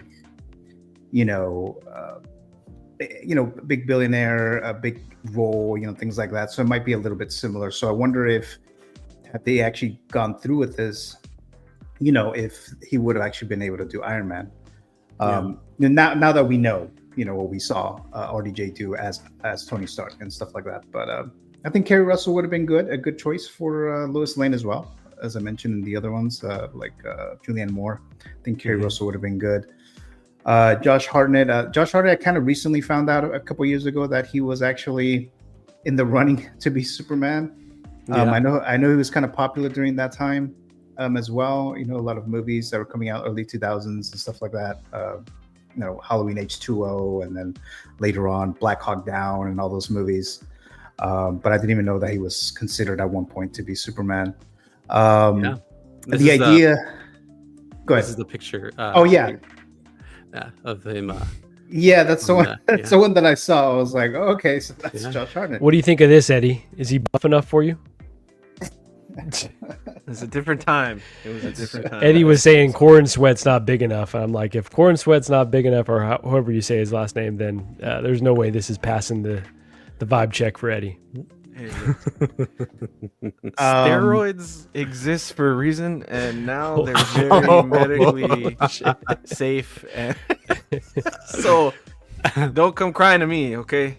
There's no excuses anymore. As far as J.J. Abrams directing what is it, Superman, the Flyby. Mm-hmm. I don't know. J.J. Abrams is like hit or miss with me. So sometimes he does something cool, and sometimes like completely off. So I'm not totally sure about that. I know they were considering McGee at one point to do the Batman vs Superman. I wouldn't have wanted that. I'm not a big fan of McGee as a director. I just think of the Charlie's Angels movies, which I did not like at all. But yeah, ultimately I would pick Batman vs Superman for sure. Got it. Okay. And lastly, Marco, you're in the boardroom. You're making your pick. Who do you vote for? Yeah, I definitely would have greenlit JJ's project. I know he's not really good in terms of like multiple films or like continuing on a franchise, but like his Mission Impossible film, one of my favorites, honestly. Star Wars, the Episode 7, solid film. So I think he'd be a good person to kind of kick off a new generation. It would have been cool if, for the new DC universe, if they would have brought him in to do a Superman film. I like what we got, but I want to see JJ's take. Like I think he could crush this, honestly. And it's just interesting as you go through these to think about how many different iterations we've had, either that have been kicked around or actually made it to the screen of Batman and Superman, and then to think that there's still a lot of meat on the bone. Like I'm still excited for what's to come. Like a lot of these ideas that have been circulated can get integrated into future films, and so I think JJ's is who I'm going with. But I think these properties still can be done better than they've ever been done on the big screen. So excited to see what may come from these characters. Absolutely. All right, guys, for the sake of time, I'm going to breeze through this next one. Now, this one, there's not a lot of information on it because it was just an initial pitch. So if you don't mind, where is it? Oh, it did a whole new tab. Sorry about that. Oh, my. Uh-oh. There we go. We still fly by. This one is definitely an interesting one. Now, Christopher McQuarrie of Mission Impossible fame, I wanted to do Man of Steel 2. He pitched it to Warner Brothers in 2018. He was seeking to do a brighter, more optimistic Superman, and that story was discussed at length with Henry while they were making Mission Impossible 4 or whatever it was. On the Happy, Sad, Confused podcast, which was earlier this year, he revealed that he would open with a dialogue-free sequence reminiscent of Pixar's Up, introducing Clark's fears, motivations, and emotional core in just the 5 minutes. He stated that the studio passed on 2 separate pitches, one that interweaved a Green Lantern core film with Man of Steel to kind of make it one whole film, because they preferred they fix their broken issues rather than champion his original ideas. Now, again, for this project, again, this is all speculation, but I did go ahead and do a couple mock-ups here. Now, it does state that Tom Cruise was rumored to be interested in the Green Lantern's core project that Christopher McQuarrie was interested in making. And again, the link with Man of Steel 2 could have put them together. However, again, it never advanced beyond rumors or speculation. Guys, now that I've added this one to the series of films that were canceled that we could have seen on screen, is this your top choice, or would you still have preferred to go with one of the other ideas? What do you guys think? Eddie, I'm going to go to you first. I think you already know me too well. I'm going to choose this one. There is no way I'm not choosing this one. This would be amazing to see. I think it's hilarious that Tom Cruise even has AI confused on how tall he is. Go back to Can you go back to the last slide you had up? Yeah, of course. Give me a second here. But yeah, he'd be. Dude, I really wish he'd do. Yeah, I really wish Tom Cruise would do like a superhero kind of a character. Like he's such an action hero. Like I would love to see him do a superhero character. He might be too old now to do anything, or maybe he could do like an older comic character or something. I don't know, but it would have been cool to see. And then this is my mind, so sorry guys if I'm too immature for you guys, but I was like reading the first line of this and I was like, he brought up a brighter, more optimistic Superman on the Happy, Sad, and Confused podcast. It just sounds so like oxymoron to me. Like what the fuck? I think he was pitching it to the wrong crowd, dude. Yeah, I mean, any pitch for a brighter movie would have worked, I think, because people were so upset about the tone, but I still maintain that like that tone really works for DC. I think it's misunderstood, but yeah, this would have been my choice for sure. I would have really loved to see a second Superman movie. It would have been amazing. Connor, what do you think? Yeah, I mean, any more Cavill on screen would have been cool, you know, especially after what happened later where like, oh, Cavill's coming back and Black Adam, and then nothing happened with it, and 2 weeks later he's gone. So yeah, it would have been cool to see this.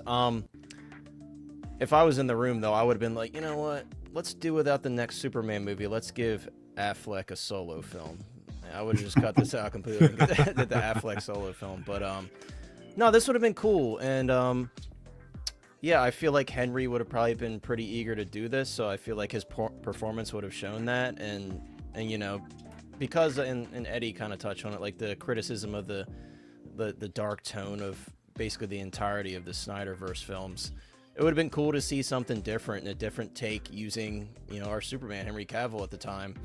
It would have been really cool, man. It would have been really cool. So I would have definitely picked this out of all of them. It's hard to pick that Tim Burton Superman film because that one was very interesting to me. But yeah, I left the Snyderverse in general really wanting to see more from Henry. Again, especially what happened where they're like, oh, he's coming back, and then 2 weeks later he gets the news that he's being cut. So yeah. I really would have liked to have seen more, you know, if you could go back, Batman solo film and then more of Cavill. So yeah, absolutely. Phil, what do you think? Yeah, this would definitely get my vote.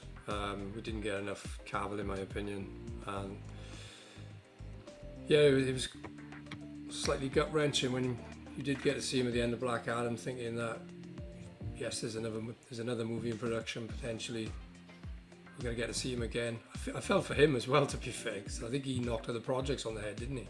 Yeah. Assuming that he was going to continue as Superman, but yeah, I mean, I'd love to have seen a Man of Steel 2, whether it was completely different to the Snyderverse or not. I just think Cavill was made for the role. But I would have liked to have seen another Batfleck as well. That would Yeah. be cool. Absolutely. Absolutely. Gio, what do you think? So you're saying if we would vote for this to be made instead of the other projects that you mentioned earlier? Yeah. So putting this one up against all the other projects we went over, is there a project specifically we spoke about earlier that you would still have liked, like in our history, to rewrite history? Would you have picked that film to get made over this, or would you go with this one? I think I still would have picked Batman vs Superman with Wolfgang. Wolfgang Peterson. I still would have selected that, but I think this would have been good. I thought they were doing a Man of Steel 2 for a longest time. And then they said that it was actually Batman vs Superman, which to me was like, okay, I do want to see that, right? The Ben Affleck and Cavill version. Christopher McQuarrie, I think, like I said, he would have been good. He's done the Mission Impossible films, so I think this would have been pretty cool. And then Tom Cruise as Green Lantern, that would have been interesting to see. But yeah, like I said, I wouldn't have. This wouldn't have been my vote, but I think it would have turned out to be pretty good. So just based on what we've seen of Query in the Mission Impossible films. Yeah, absolutely.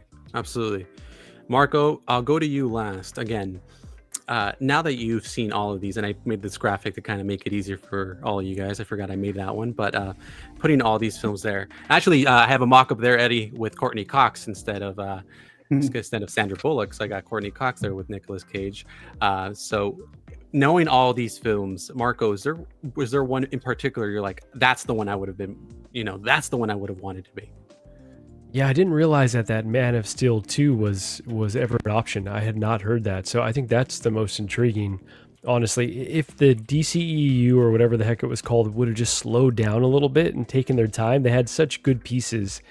I'm with Connor though. I love BVS. Like it's very not perfect film at all. Like a lot of really silly decisions, but it is just like such an interesting take and just so serious that I just really enjoy that film.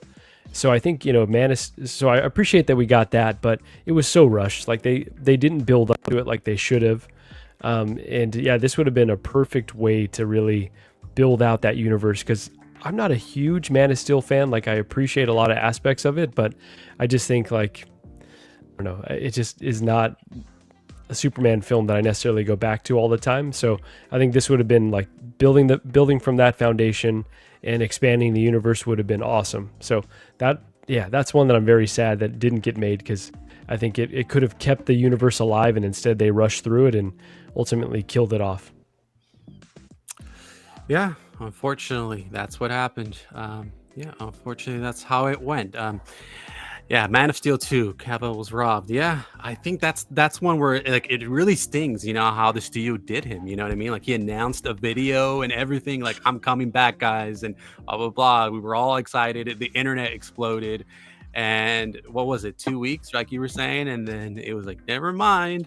James Gunn is doing his own Superman. And what's worse is that they didn't really communicate that the fact that they had already spoken to James Gunn about kind of like rebooting the universe, and he was already kind of like talking to them in discussions about doing a new separate Superman before he even said he was going to come back, and the whole Black Adam thing. So like they were already like conspiring in a way to make another film without him. So it's like, why would you get the okay to announce it, but then you know what I mean? Like that doesn't make any sense. Like did they not, like maybe was it his agent's fault? Like maybe they didn't double check to make sure he was locked in for that next film. Like I have no idea. And to this day, it's one of those things that's like a travesty. Like honestly, like the fact that they did him so dirty. So yeah. But guys, thank you so much for indulging me with this conversation. I hope it was a good one. I spent a lot of time on it, so I wanted to give you guys all the details, so you kind of you guys knew kind of what was going on and what was the idea behind all of them. So I'm hoping you guys enjoyed that segment, and the audience, I hope you guys enjoyed it too. And if you guys want to keep letting us know which one you would have voted for, definitely let us know in the comment section there in the chat. So please do so. All right, guys. Jose, really quickly before we move on, number one, great job on the segment.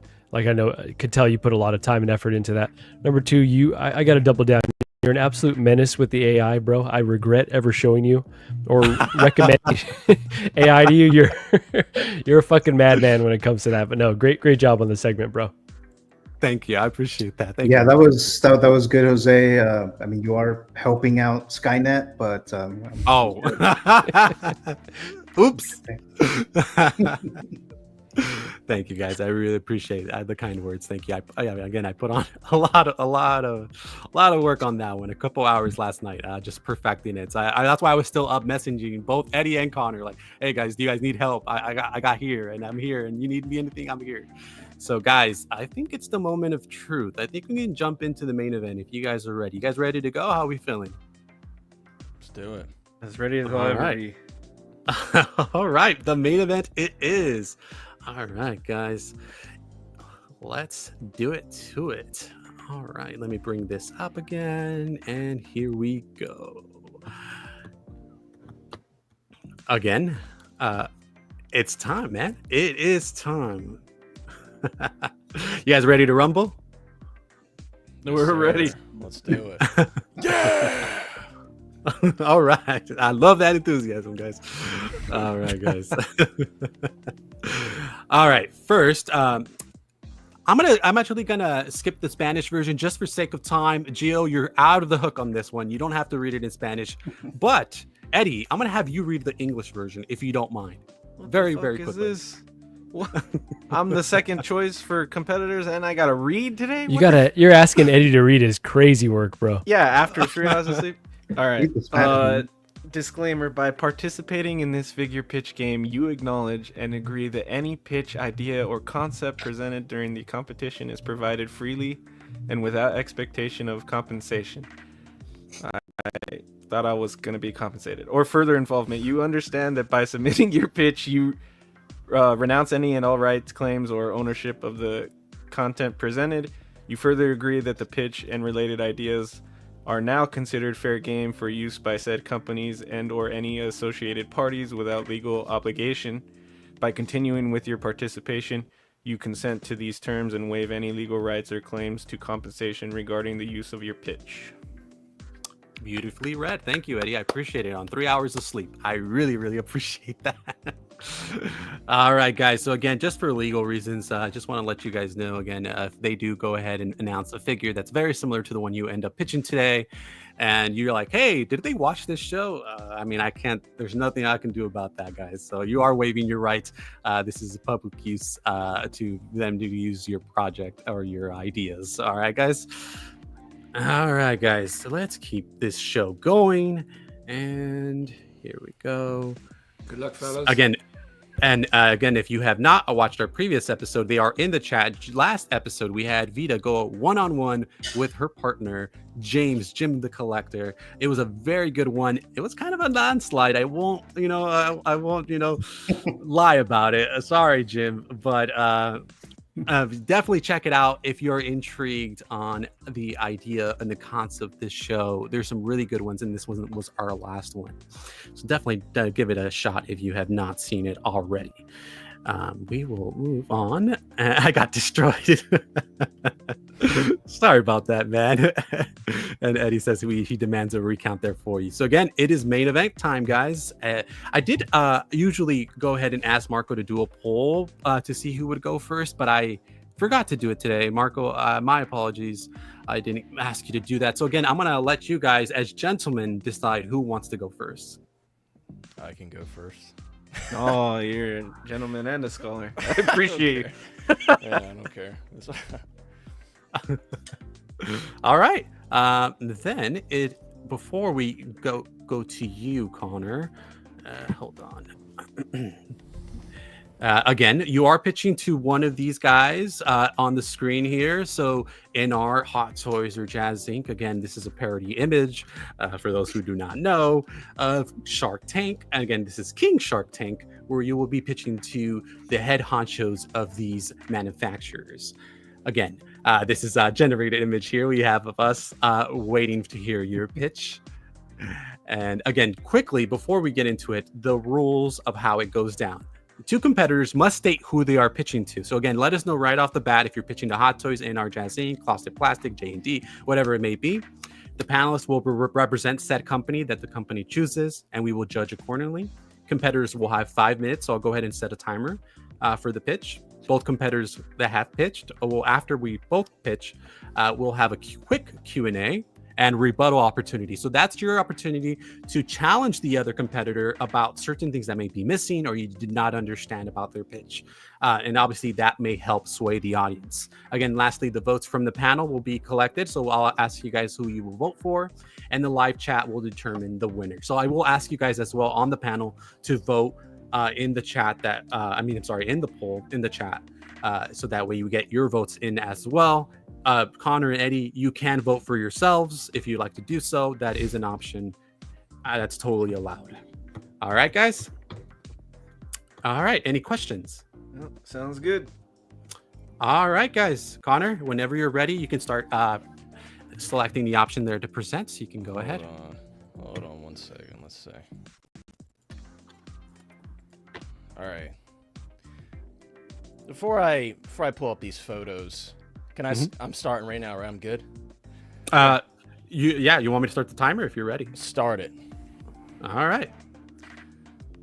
Ladies and gentlemen, when you look at your collection and you're like, there's just this one figure missing, and he's a 90s heartthrob.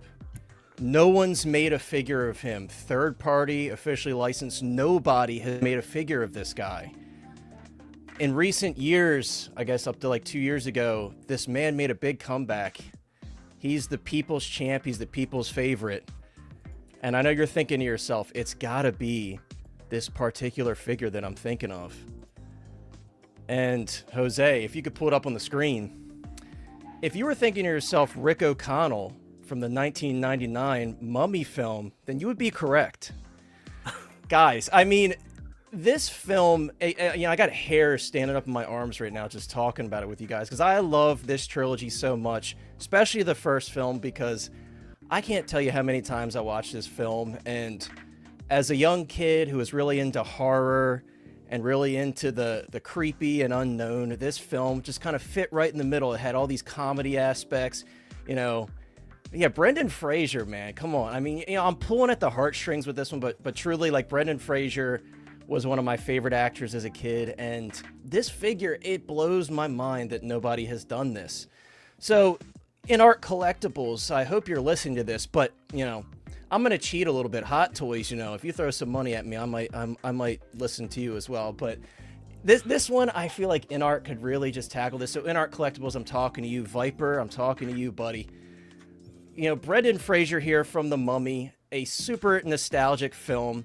I mentioned, that creepy aspect. We got Imhotep in his creature form before he fully, returned to his human form from literally sucking the juices out of all of the little grave robbers and stuff.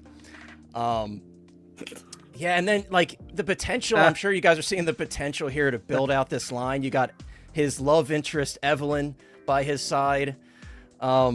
And then, the reason I wanted to pitch this to InArt, because as of right now, I think InArt does the best rooted hair, and what a perfect candidate for rooted hair. Obviously, with this one, I wouldn't want them to go too heavy on the product, because you would want to move that hair a little bit, because obviously in a lot of scenes, those bangs are just falling in front of his eyes and stuff, so you're going to want to adjust it, but, there's so much potential here, I'm sure you guys are looking at these photos, and you're thinking to yourself, like, man, I would love a figure of this. I would too. And another thing is, like, some of my favorite cover art ever from any movie is from the first Mummy film. They've done multiple different cover arts for the different releases, and how cool would it be to have something like this on the box, have those desert sands in the background, kind of similar to that Paul Atreides base. And I'm going as far as talking about the box. How InArt does those sleeves where when you move the sleeve, it's kind of a lenticular. You could have Imhotep's head kind of appearing in the sand dunes as you move that plastic sleeve on the box. I know that sounds good to me. Oh, sorry guys, wrong Brendan Fraser. And again, going along with that cover art, just some inspiration for the box. This is just really cool and really nostalgic to me. And yeah, just going through these photos here. I think, Eddie, you're a Universal Studios guy, if I remember correctly. So this one was just, I had to bring this up. One of the best rides at Universal Studios to this day is the Mummy ride. I think it's called Revenge of the love that Mummy, ride. the roller coaster. I like that ride. Yeah. Yeah. I So love it. even though these films are old, it's still culturally relevant because this ride, as old as it is, it's always packed. People are always talking about how much they enjoy Yeah. it. Everybody I talk to. So it's like you still got the ride at Universal Studios. They're doing a bunch of merchandise now for the Mummy. So again, you know, touching on that cultural relevance, more than ever, I think this is culturally relevant. Again, that ride, dude, so nostalgic. But this ride, I just wanted to bring this up because it just captures, you know, my feeling for these films. And yeah. So anyways, I don't know how many photos I have of Brendan Fraser. I just wanted to kind of show you guys these photos, though, before I show my Jose-powered AI photos, powered by Jose Plus, just to show you some ideas for accessories. You know, the torch here, InArt did a great job. Those tiny little, like, it's not even a button cell battery that they put in, like, the Pattinson Batman flashlight. They could easily integrate that like a sculpted plastic flame with that little tiny button battery. You just screw the top off and you got yourself a light up torch. Obviously, we got his signature shoulder holsters where he can holster his firearm.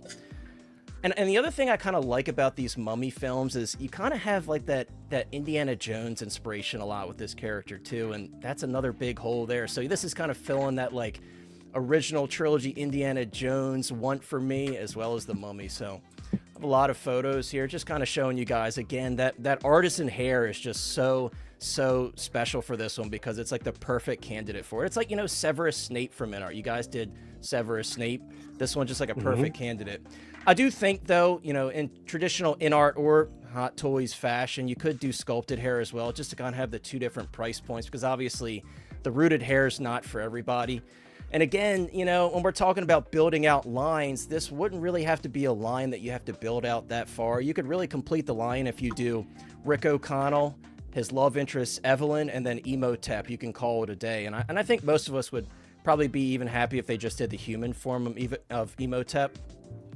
Another idea I had for an accessory, obviously, as they get into that final confrontation with Emotep in the tomb, he has a sword. I think it would be a great candidate for accessory they could throw in. Obviously, InArt has done die cast in the past. I think that's completely on the table for all of the weapons. I think one of the most impressive handguns I've seen in 6-scale form was their Glock that came with the Joker. So, yeah, I definitely think they could. I mean, this guy would be cool, too. I don't remember this dude's name, but I liked him. I thought he was cool in the film, but I don't need him as a figure. In terms of alternate expressions, I really like this one. This is really Brendan Fraser. Going back to the Mummy ride, I forgot exactly what he says, but he says something like, "Could somebody bring me my cup of coffee?" at the end of the Mummy ride. I'm like, dude, Brendan Fraser was known for screaming in his films, so I'm like, this would be a cool, like, alternate expression here if they do an alternate sculpt. Just had to throw that in there because Emotep is so gross. Here we have our official pitch for the figure, again powered by Jose Plus AI, patent pending. You don't need much with this figure, guys. I mean, we could kind of keep the cost down on this one. We're not talking like $550 to $590 for like the Harry Potter figures. I'm thinking for InArt, base price for the sculpted version, and there will be a display base. I'll show you some ideas for the display base next. Base price for the sculpted version, I would like to shoot for like $290. Unfortunately, the rooted hair will be a big jump, so we're probably looking at more like $425 for the rooted hair, but I think for this one, we'll probably want more people wanting the rooted hair over the sculpted hair, just because, again, those bangs hanging in his face and how it varies in different scenes. Now, I'm going to touch on the nitty-gritty now, the stuff that people really want to hear. Full real leather belt, full real leather holsters with actual metal loops on there. Full real leather boots. We're not doing any of that pleather crap where it's going to flake on you in 5 years or less, depending on where you're from. In terms of the hands, there's going to be plenty of alternate hands. How much do I have How much longer? Well, I mean, you can keep going. You got a great. Yeah, you're already at 5 minutes. All right, alternate hands, die-cast weapons. This is not exactly what his shotgun looks like in the film, but his signature lever-action shotgun. This is not quite lever-action here. I'll go to the bases since I'm kind of eating up time. I know the first thing you're going to say when you see these bases is there's nowhere for him to stand. That's okay, because the topper is magnetically attached to the base. You could pull it off and it'll be a completely flat surface for you. Just many different options here. These little pieces like the lantern and everything, you could pull them off, put a little plug in the hole so you can have more space for your figure to stand. Again, completely magnetic. Whatever you want, we're going to give it to you. We're not going to say no to anything. Again, just so many options. Maybe we'll include two alternate toppers for the base for that price point. But that's it, like guys. That's it. We're All cutting right. it off here. Cutting it off here. Perfect. Thank you so much. All right. A round of applause for my man Connor here, guys. Thank you so much. That was wonderful. I definitely think that that's a very great candidate. I really, really like that. So when you told me about that, I was like, yeah, that's a good one. Certainly a good one. Thank you so much, Connor. I really appreciate that. Now, before we get into some feedback for you and some thoughts, we're going to just jump right into Eddie's, and then we'll have the Q&A and the rebuttal. So, guys, if you have questions for Connor, make sure you either write them down or you remember them so that we can go ahead and fall back on those a little bit later. So I see you guys already doing that, so please do so. But yes, great pitch, Connor. Thank you so much for doing that. I know it does take some time and investment in doing that, so I'm really, really appreciative of you doing that. Thank you. All right, Eddie, if you're ready. All right, good to go. Yeah, all right, good to go. You can start my time.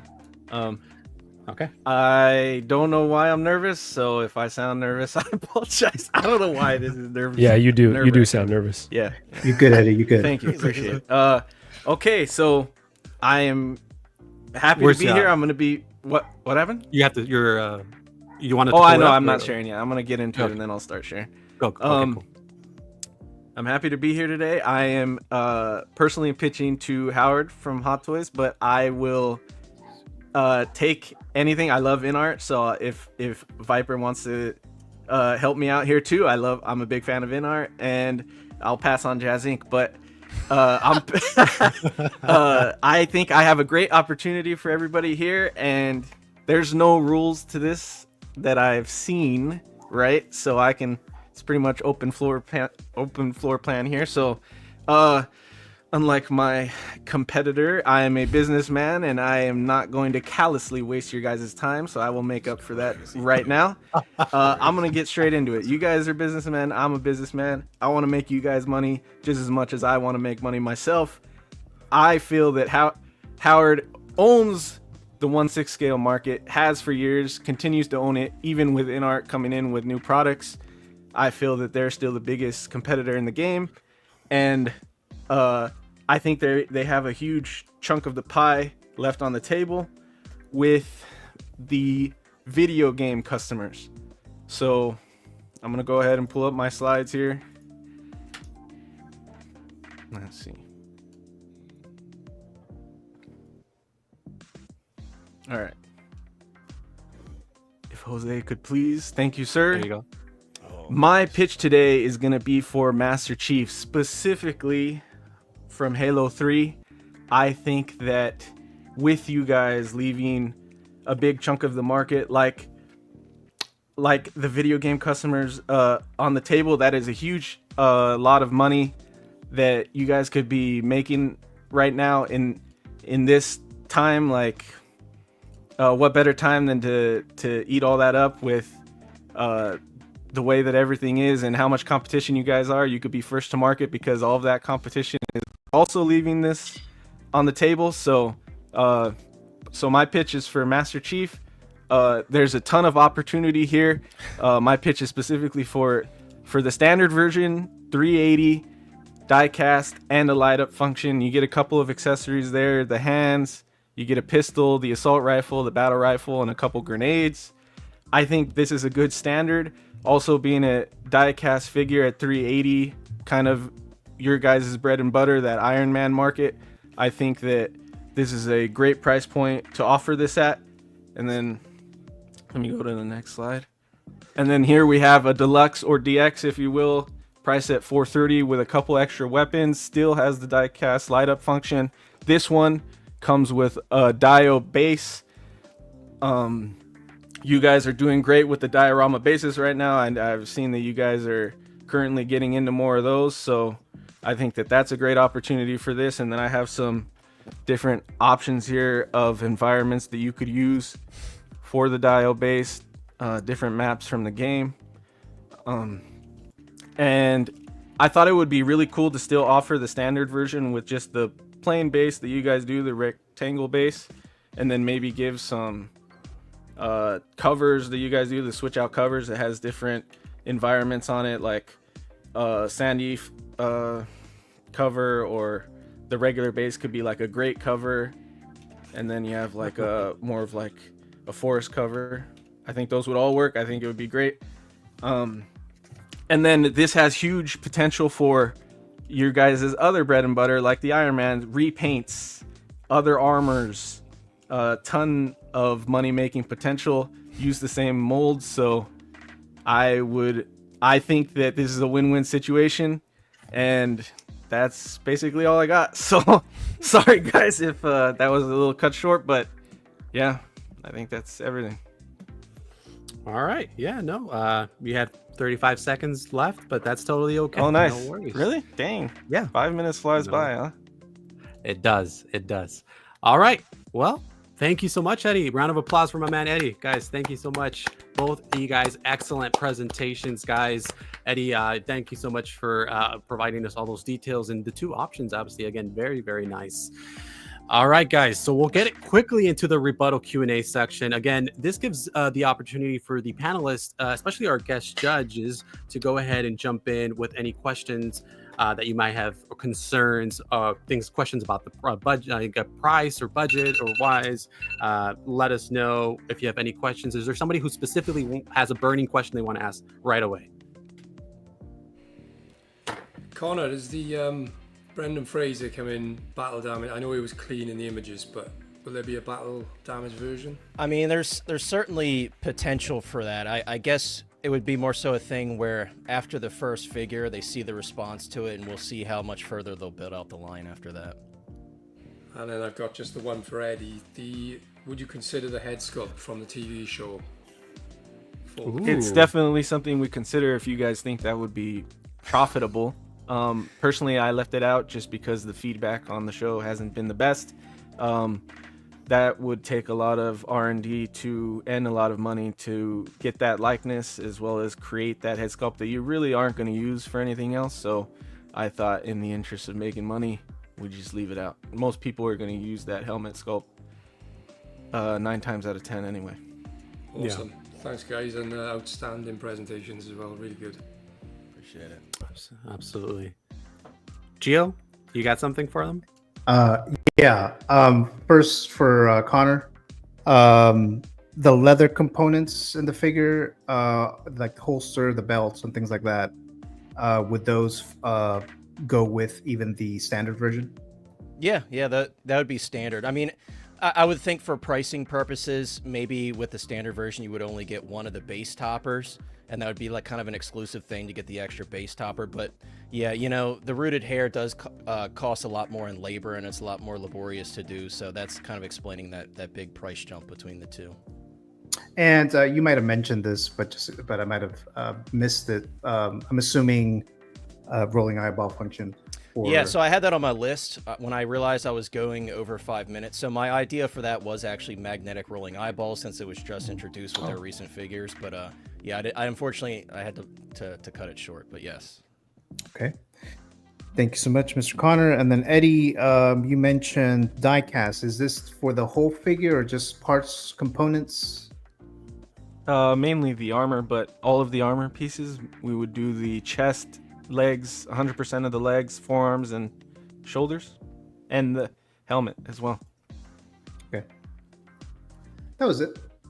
Good presentation, guys. Thank you. Thank you. Awesome. Marco? Yeah, great job, guys. Once again, I just continue to be really impressed by the level of work that at least one contestant put into their pitch. The other one, you guys both crushed it. Really appreciate you bringing the energy, really showing the vision. Like, really, it's just fun to participate in. Can you give me, I know you touched on it a bit in your presentations, but can you give me a bit more insight into how you came up with the pricing for all of your SKUs? Connor, I'll start with you. Like, what was the thought process there? So I kind of base my pricing on InArt's current pricing, and particularly the sculpted version. The best comparison that I had was like the Superman that they did, the recent InArt Superman, the Cavill version, because he was like in the $350 range. He came with 2 head sculpts, so I figured, if we can only get him to green light 1 head sculpt, the $290 seems about right.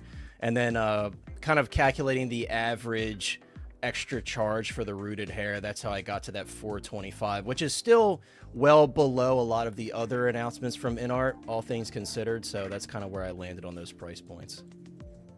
Awesome. Thank you for that. And Eddie, how about you? Yeah, I pretty much came up with the pricing from recent figures that you guys had released. Notably, so this character would be bigger than a normal human character. He'd be about 14 inches, so he would be a big character, similar to the movie Venom. So I base my pricing off of the deluxe movie Venom and a lot of the bigger figures that you guys have released. Also, the War Machines, specifically with the diecast. I've myself has owned a lot of those War Machine figures. They're very heavy. This is probably going to be around the same weight as those figures. So I kind of picked my pricing on the standard and DX based off those two options. Okay. Awesome. Thank you. All right.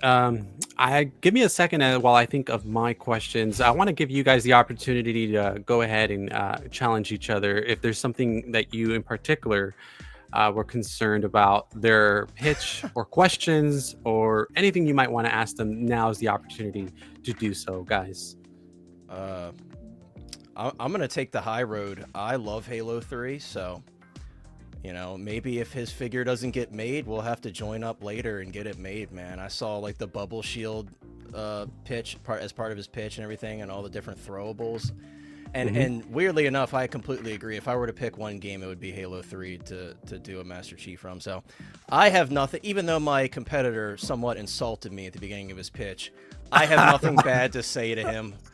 You know, I'm just here to pitch my product at the end of the day. But I think he made a great pitch. I liked his figure a lot, and yeah, I'm taking the high road on this one, man. That's fine, but let me ask you this. Let me follow up with this. You know, we here on the panel, we're part of the same boardroom. We have this money. We can only invest in one project. Why should we invest in your project? Because again, you saw Eddie's pitch now. Why is yours the better investment? Mine's the better investment because, as much as again I said I love Eddie's pitch, I think cultural relevance, people putting their money where their mouth is, more people are going to put their money down for a Brendan Fraser, Rick O'Connell figure. Not only based due to the nostalgia, but it's a film versus a video game. Unfortunately, the video game market is much smaller in comparison to film viewers. Perfect example, you know, when we were talking about The Last of Us earlier, how many have you guys played the Last of Us video games? It's just how it is, you know. So I think in the general market sense, more people would be after the Rick O'Connell, and it would do better financially for the company. So Eddie, a response? Yeah, I have never taken the high road in my life. So I'm all about making money, and although I do think my competitors choice and pitch is very good, I myself would be interested in something like that. And I do agree with the fact that he says cinema usually is the bigger seller. That would be in a IP that isn't more than a decade old and dead and gone. I do think that there is a cult following that a few niche people would love to have this figure, but I think with something like Halo and Master Chief, there is a huge piece of the pie and a big financial benefit to all of the companies to make something like that. And like I said, breaking into the video game characters is a big moneymaker. And the countless opportunities to make other characters and repaints of this, which is, we all know, is the biggest moneymaker in the 1/6 business. So thank you. All right. Any response, Connor? The Halo show got canceled for a reason. That shit sucked. I'm surprised you didn't pitch showing his ass cheeks, like taking the suit off and showing his ass cheeks with the figure. And also, Halo is down in the dumps, dude. Microsoft doesn't even know who they are anymore. I mean, they're making a handheld console. They're giving all their exclusives to everybody else. It's up in the air of the future of Halo right now. So I don't know what Eddie's talking about the Mummy, because What's going to happen with Halo? We don't know. Master Chief, it might turn out that he's on stilts inside that suit and he's not actually 7 feet tall. We don't know. Oh, at this my. point. Wow. Wow. We don't know. So. Do I get All to right, respond? guys. Yeah, go ahead. Yeah, that's Oh. what this part, this section is for. Go ahead. Okay. As we all know, I believe it is been rumored, if not guaranteed, that Halo has just been picked up by Netflix. So we definitely will be getting a huge resurgence in the film/show market, which I think would be a perfect time to capitalize on that opportunity once Netflix comes out with whatever their version of this IP is. Yeah, that's all I got. All right. Guys, anything else you'd like to add? Guest panelist Marco, anything you'd like to follow up on? All right. Well, we will say that the poll is live. Let's do a little quick check-in before we finalize the results and share our picks. So, Marco, where do we currently stand?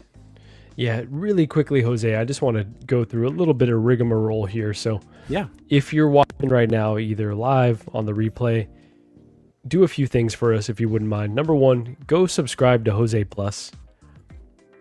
Please. Got Yes, the link absolutely. to his channel right here in the chat.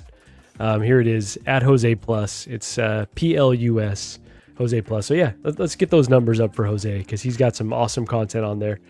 Number two, if you wouldn't mind liking the video, just go ahead and like that. And the third thing you got to do is vote in the poll. We got a close race once again. So far, I think we've got about 18 votes. So let's get those numbers up a little bit, please, if you wouldn't mind. So if you're in here watching this live, go ahead and vote. Let us know whose pitch you liked the most here. What was the original question, Jose? Oh, where are we at with the polling? Where do we So right currently now, stand? Yeah. right now, Connor is ahead with a little over 60%. Okay, a lot over 60%. I was trying to be generous to Eddie, but it's not too late to vote for Eddie. It's not too late. So It just if you went liked up his for pitch me, I more, should say. that's right. Here I am lobbying for Eddie, and his numbers are going down. But yeah, so we got another tight race, but we're gonna keep the poll open for just a little bit longer. Jose, do you want to check in with the chat while we let folks get their let's votes do in? that. Yeah, let's do that. Let's see. All right, let's go back here. Well, Brick is here, and I want to say hello to my man Brick. He was saying that Master Chief is a must. Yeah, absolutely. It's a tough one, guys. It's a tough one because I could definitely see both of them being very popular on the market. Ben was in here as well. He was saying great figure choice, great options, and accessories as well. He was telling us how he was conflicted. Ben, if you don't mind, and you already voted, and you want to let us know who you voted for, I'd love to know who you ended up going with. Yeah, because he was the one asking for the poll, so he was eager to vote. So let us know what swayed you, if you can, if you're still in here. Nicolio says he did a really good, cool review of that. Nah, it's whatever. It's I don't know. It was a hard one, actually, guys. That one wanted to make sure I captured the likeness of that Anakin, that artisan Anakin. It was a little tough, but if you guys don't mind checking it out, it's under 6 minutes. It's just me kind of just showing it off, more of a showcase than review. But if you have a couple minutes, definitely go check it out on my channel. Jim was saying he loved the open world of the game. Ben is in here, and he let us know he voted for Rick. Hate to see it. But he follows up. He says, The Mummy was a staple movie for me. One of those movies that when it's on the hotel TV or something, I always rewatch. Got it. Yeah. Okay. We still have 24 people here. We have 21 votes. That means that 2 people did not vote. Guys, please go ahead and vote in the poll. And Connor and Eddie, go ahead and vote. If you'd like to vote for yourselves or for each other, that's totally cool. If you'd like to do that, you can do so now. In the meantime, are we ready to share our picks, guys? All right, we're going to go with our special guest judges first. I'm going to bring in our tried and true guest, the most consistent guest here on this show after he won his pitch contest here. He's been back and judging everyone else. So, Gio, let us know what swayed you. Who'd you vote for? Well, there were great presentations as always. Connor, Eddie, great stuff. I'm a big fan of the Universal Monsters, the horror arena or realm. So I was very interested in Connor's pitch when he started talking about the Brendan Fraser, Rick O'Connell figures. So I thought that was pretty cool. The bases, I'm a big fan of like bases and dioramas and stuff like that. I love those bases for this. So I really like that, Connor. And then we have Eddie. So he did Master Chief, right? Halo. I'm not much of a gamer now. I used to play it more when I was younger. Halo was one of those games that I played, not well, but I played it quite a bit. So I am familiar with like Halo 2 and Halo 3. I did watch the show, part of the show. I quit after 4 episodes. But I do think, and I'm just going to go based on a very small sample size, because on my show, I have this fantasy figure zone section where I ask my panelists to submit a character, a figure that they would like to be manufactured. Master Chief has been selected officially 3 times throughout the year, but it has actually been requested even more times than those 3, because I had to reject a few of them because they were so recent. Like we just did Master Chief, so I had to reject those fantasy figure picks. But to me, it's like, it seems like there's a high demand, a need or want for a Master Chief 1/6 figure. So I'm going to go based on what I think Hot Toys would make the most money. So I'm going to go on that route, the business sense of it. So I'm going to vote for Mr. Eddie Money Mendez for Master Chief. Thank you. Sorry, Connor.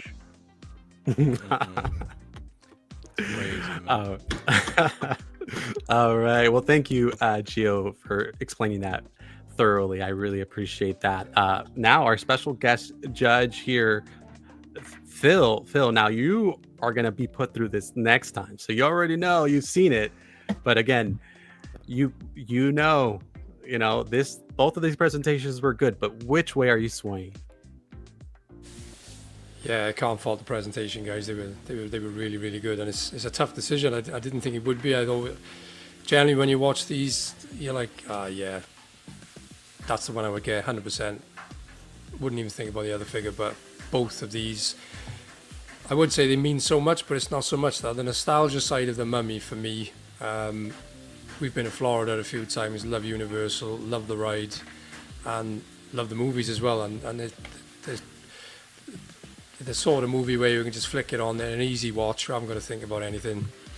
But I've always loved the design of Master Chief's armor. I think it's fantastic, and in die cast as well. Hot Toys would do a really good job of making that in die cast. But I've always been a PlayStation guy, not an Xbox guy. So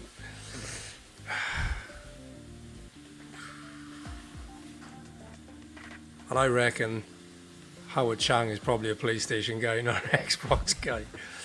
He is working with Kojima lately, dude, so. True. But I mean, just for the nostalgia side of it, and I've probably got more in common with the Mummy. Sorry, Eddie. I'm gonna have to go with Great Rick. Great choice. All good. There you go. You want to lose money? That's fine with me. He says, "Don't start the console wars again, Phil." All right. Oh man. So Marco, you have let me know you'd like to go last this time as well, so that's totally cool. I'll jump in here.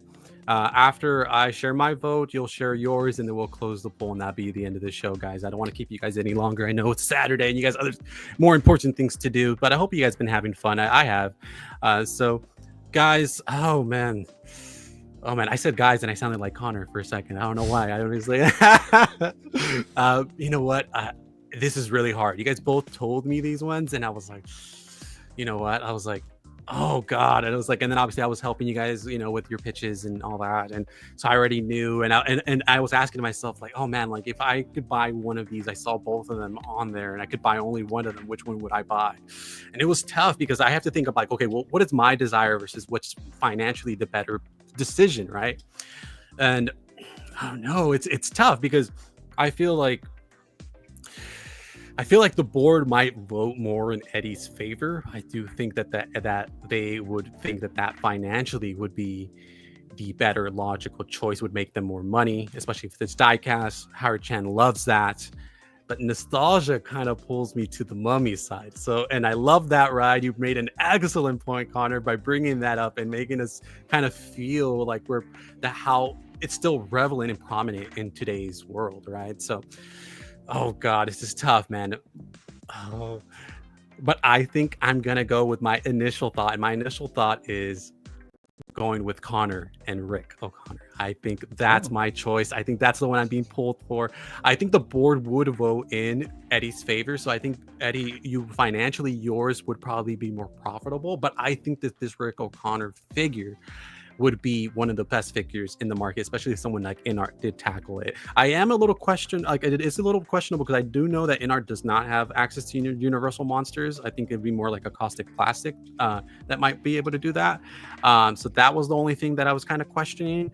But I would love if Inart did have the license and could tackle that. So if they were able to get this IP, I would definitely be interested. So I'm going to go with Connor on this one, but I love both pitches. I love you, Eddie. I know you put a lot of effort into that, man. So I hate to vote against you, man. It's not on purpose, but it's just got to go with what the heartstrings are pulling. I appreciate it. And I said I wouldn't vote for Eddie, so let's close the poll. And no, really. So really enjoyed Connor's pitch, like everything from all the examples that you had. Again, bringing in the ride, like Jose said, I thought it was just a really well done pitch. The Mummy property, I think it's maybe the second film. I can't remember which one, but I remember being in the theater when I was younger, and that was like one of the better theater going experiences I ever had. Like that franchise was just really incredible back in the day. Like the CG, just kind of like blowing our minds at the time. So yeah, I think that's a really interesting concept, and I think someone's going to make that figure for sure. It's just a matter of time because those films are due for another resurgence, for them to be kind of top of mind for everyone, because I think they still hold up. I haven't gone back to them, but I would assume they still hold up pretty well. So yeah, Connor, excellent pitch. I'm a video game guy though. Eddie, you really brought it with the Halo. I'm not even huge into Xbox, huge into Halo, but I think 360 was one of my favorite consoles, and so I think that was kind of my first experience really getting more into Halo at the time. I love the idea of the diecast and also opening the door for more video game stuff. Obviously, we talked about Joel earlier. We're seeing, Connor said Kojima with the Death Stranding figure. Like I'm just seeing the breadcrumbs here that we might open the floodgates. So it could be the perfect time to release this Halo figure. And if it led to, a diecast Doom figure, I know Mondo did a Doom figure, or has done a few of them. They weren't really up to like exactly what I'd want, but if Hot Toys ever did Doom or Halo, I think those would be must-haves, honestly. So I like where your head's at, Eddie. Really, really good job on the pitch, as well as thinking about the diorama base, both of you. Thinking about the diorama bases, because I'm huge on those. We need that with pretty much every release, honestly. Like, give us a deluxe option for every figure with the diorama base, because it really does bring the figures to life. So yeah, so both of you killed it, but Eddie, I said I wouldn't do it, but you got my vote this time, man. So great job. All right. You love to see it. Perfect. I want to say quick shout out to my man Feel the Burn. Hey guys, just got out of Superman saying hi to all. I know we probably missed the pitches, but if you want to help somebody out with one of the votes, you can definitely do so. I know one of them would appreciate it. I know Eddie's eager to know your review on Superman, wants to know what you thought about the Kents. So I'll definitely let him know if you don't mind. All right. So I think all the votes have been calculated. We're going to let's give them about a minute. Yeah, Marco, and then we'll close it. One more minute. Sounds like one a plan. more minute, Sounds guys. like a plan. One more minute, guys. We'll get this closed out. I'm sorry this show went a little overboard because of this Superman segment there. So sorry about that, guys. But we usually try to keep it a little under 2 hours or so. So I do apologize, guys. But Jose lures you in, says like, oh, it's going to be a quick show, maybe about an hour. And makes you stay up until 4 a.m. and then keeps you for 2.5. But no, I hope everyone had fun. It's been it's been a good stream. Good job, Jose. For sure. Thank you. Again, about 30 seconds or so, guys. Get those votes in. If you guys did not vote for yourself, or if you want to vote for each other, that's definitely an option. Eddie, it looked like you voted for Rick yourself, so I don't know, you kind of hurt yourself there, but whatever's. And guys on the panel as well, Phil, if you can go and jump on the poll and make sure you vote. Gio, if you haven't done so already. Marco, you know the protocol. Make sure that we definitely go ahead and do that. And guys in the chat, if you want to share who you voted for, we can pull up the comments and we can see if you guys want to share that. I know Blue is sharing. He's not really big into Halo. Got to go with Rick O'Connor. The Mummy is awesome. Yeah, makes sense. All right. I think it may be time. I think, and Jim is sharing that he voted. Was a tough decision, but had to go with Master Chief. Beautiful. All right, guys. I think it's time. Okay, it's time. We're ending the poll. Go ahead here. and lock it. So announcing the results. Oh, here we go. Let's go back up here. Come on. Unbelievable. Give me a second. Oh, here we go. Meanwhile, I'll share that Viking Collectibles is sharing. Very tough choice this time, but had to go with Rick from The Mummy. All right. Where did that damn poll go? Give me 1 second here. Nicole, you're still here. Thank you so much for watching the whole show, man. I really appreciate that. Isn't it all the way down? I think you're right, Gio. Rookie stuff here. I don't stream that often. I'm a casual. There it is. There it is. So I will say the first official blowout of the show, 68% to 31%. Really, one contestant embarrassing the other here. 68% Connor, Hot Toys Hotline with the Rick O'Connell figure versus Eddie, 31% with Master Chief. Connor, definitely take that victory lap, bro, because the audience really resoundingly said that they'd rather have that figure for sure. So what do you feel about that? Dude, I'm happy. And like I said, not to like again be the high road guy, but I do want a Master Chief because that like 1,000 Toys one was so shitty. I think it was from Halo 4. So yeah, both are great options, but for me, like I've been just watching and waiting for these companies. I've been like begging Mars Toys forever to make a freaking Rick O'Connell. So I hope somebody does it in one form or fashion. And I'm glad everybody, if anything, and not even just a figure, I'm glad that there's other people out there that are like really love these films like I do, because like and I love the way a couple of you guys put it, where it's like a film, like when it comes on, it's such an easy, that's how it is for me. It's like every time it comes on, it's like you could have it playing in the background, you don't have to be watching. It's like a comfort thing, you know what I mean? So I love that you guys put it that way. But yeah, and then I guess I knew I was kind of like tugging at Eddie when I put the ride pictures in, but I didn't realize so many of you guys were I knew Gio was. I should have mentioned Gio when I was doing my pitch, but I didn't realize so many of you guys were a fan of that ride. So I think that's funny that I just put that in there just like as a little pull at Eddie, because I know he likes the rides like I do. But yeah, so great pitch from Eddie as well, and it was really fun. But of course, I'm happy to be the winner. Yeah, congrats. Of course. Congrats, Connor. No hard feelings. Yeah. I've never been less convinced of someone saying no hard feelings. No, Connor made a great choice, and he did what I like. I went with my head, not my heart, when I made the pitch. Even though 100%, I tried to find that good median where it was something big enough to be a money-making IP, but at the same time, something I'd still buy. or like really, really want, like Rick O'Connell. So, but my initial gut reaction would have been to go with something like, you know, something that I would have picked as a fantasy figure, like Achilles from Troy or something. I just thought I was going based off of sales and not based off of like what I really wanted. And Connor went with what he really wanted. It paid out for him, so that's great. And I don't regret voting for Connor, even if I lose. Like, that was a great choice. He didn't even need the ride pictures to swing me. Like, I that would have been a fantasy figure for mine. I probably have that on my list of notes that I keep for all my fantasy figures. So I love Brendan Fraser. I love Rick O'Connell. I love the Mummy.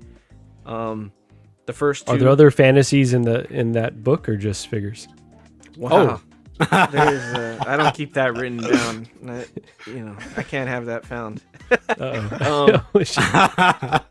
And then again, like, I guess I feel like I went with an underdog choice, choosing the video game route in a in a group of, like, film and movie guys, and I knew Gio wasn't a big video game guy when I made the choice, so I was like, oh man, it is what it is. I'm gonna have to ride it out. But yeah, it was great. It was fun. I was nervous for it. Sorry I procrastinated, Jose.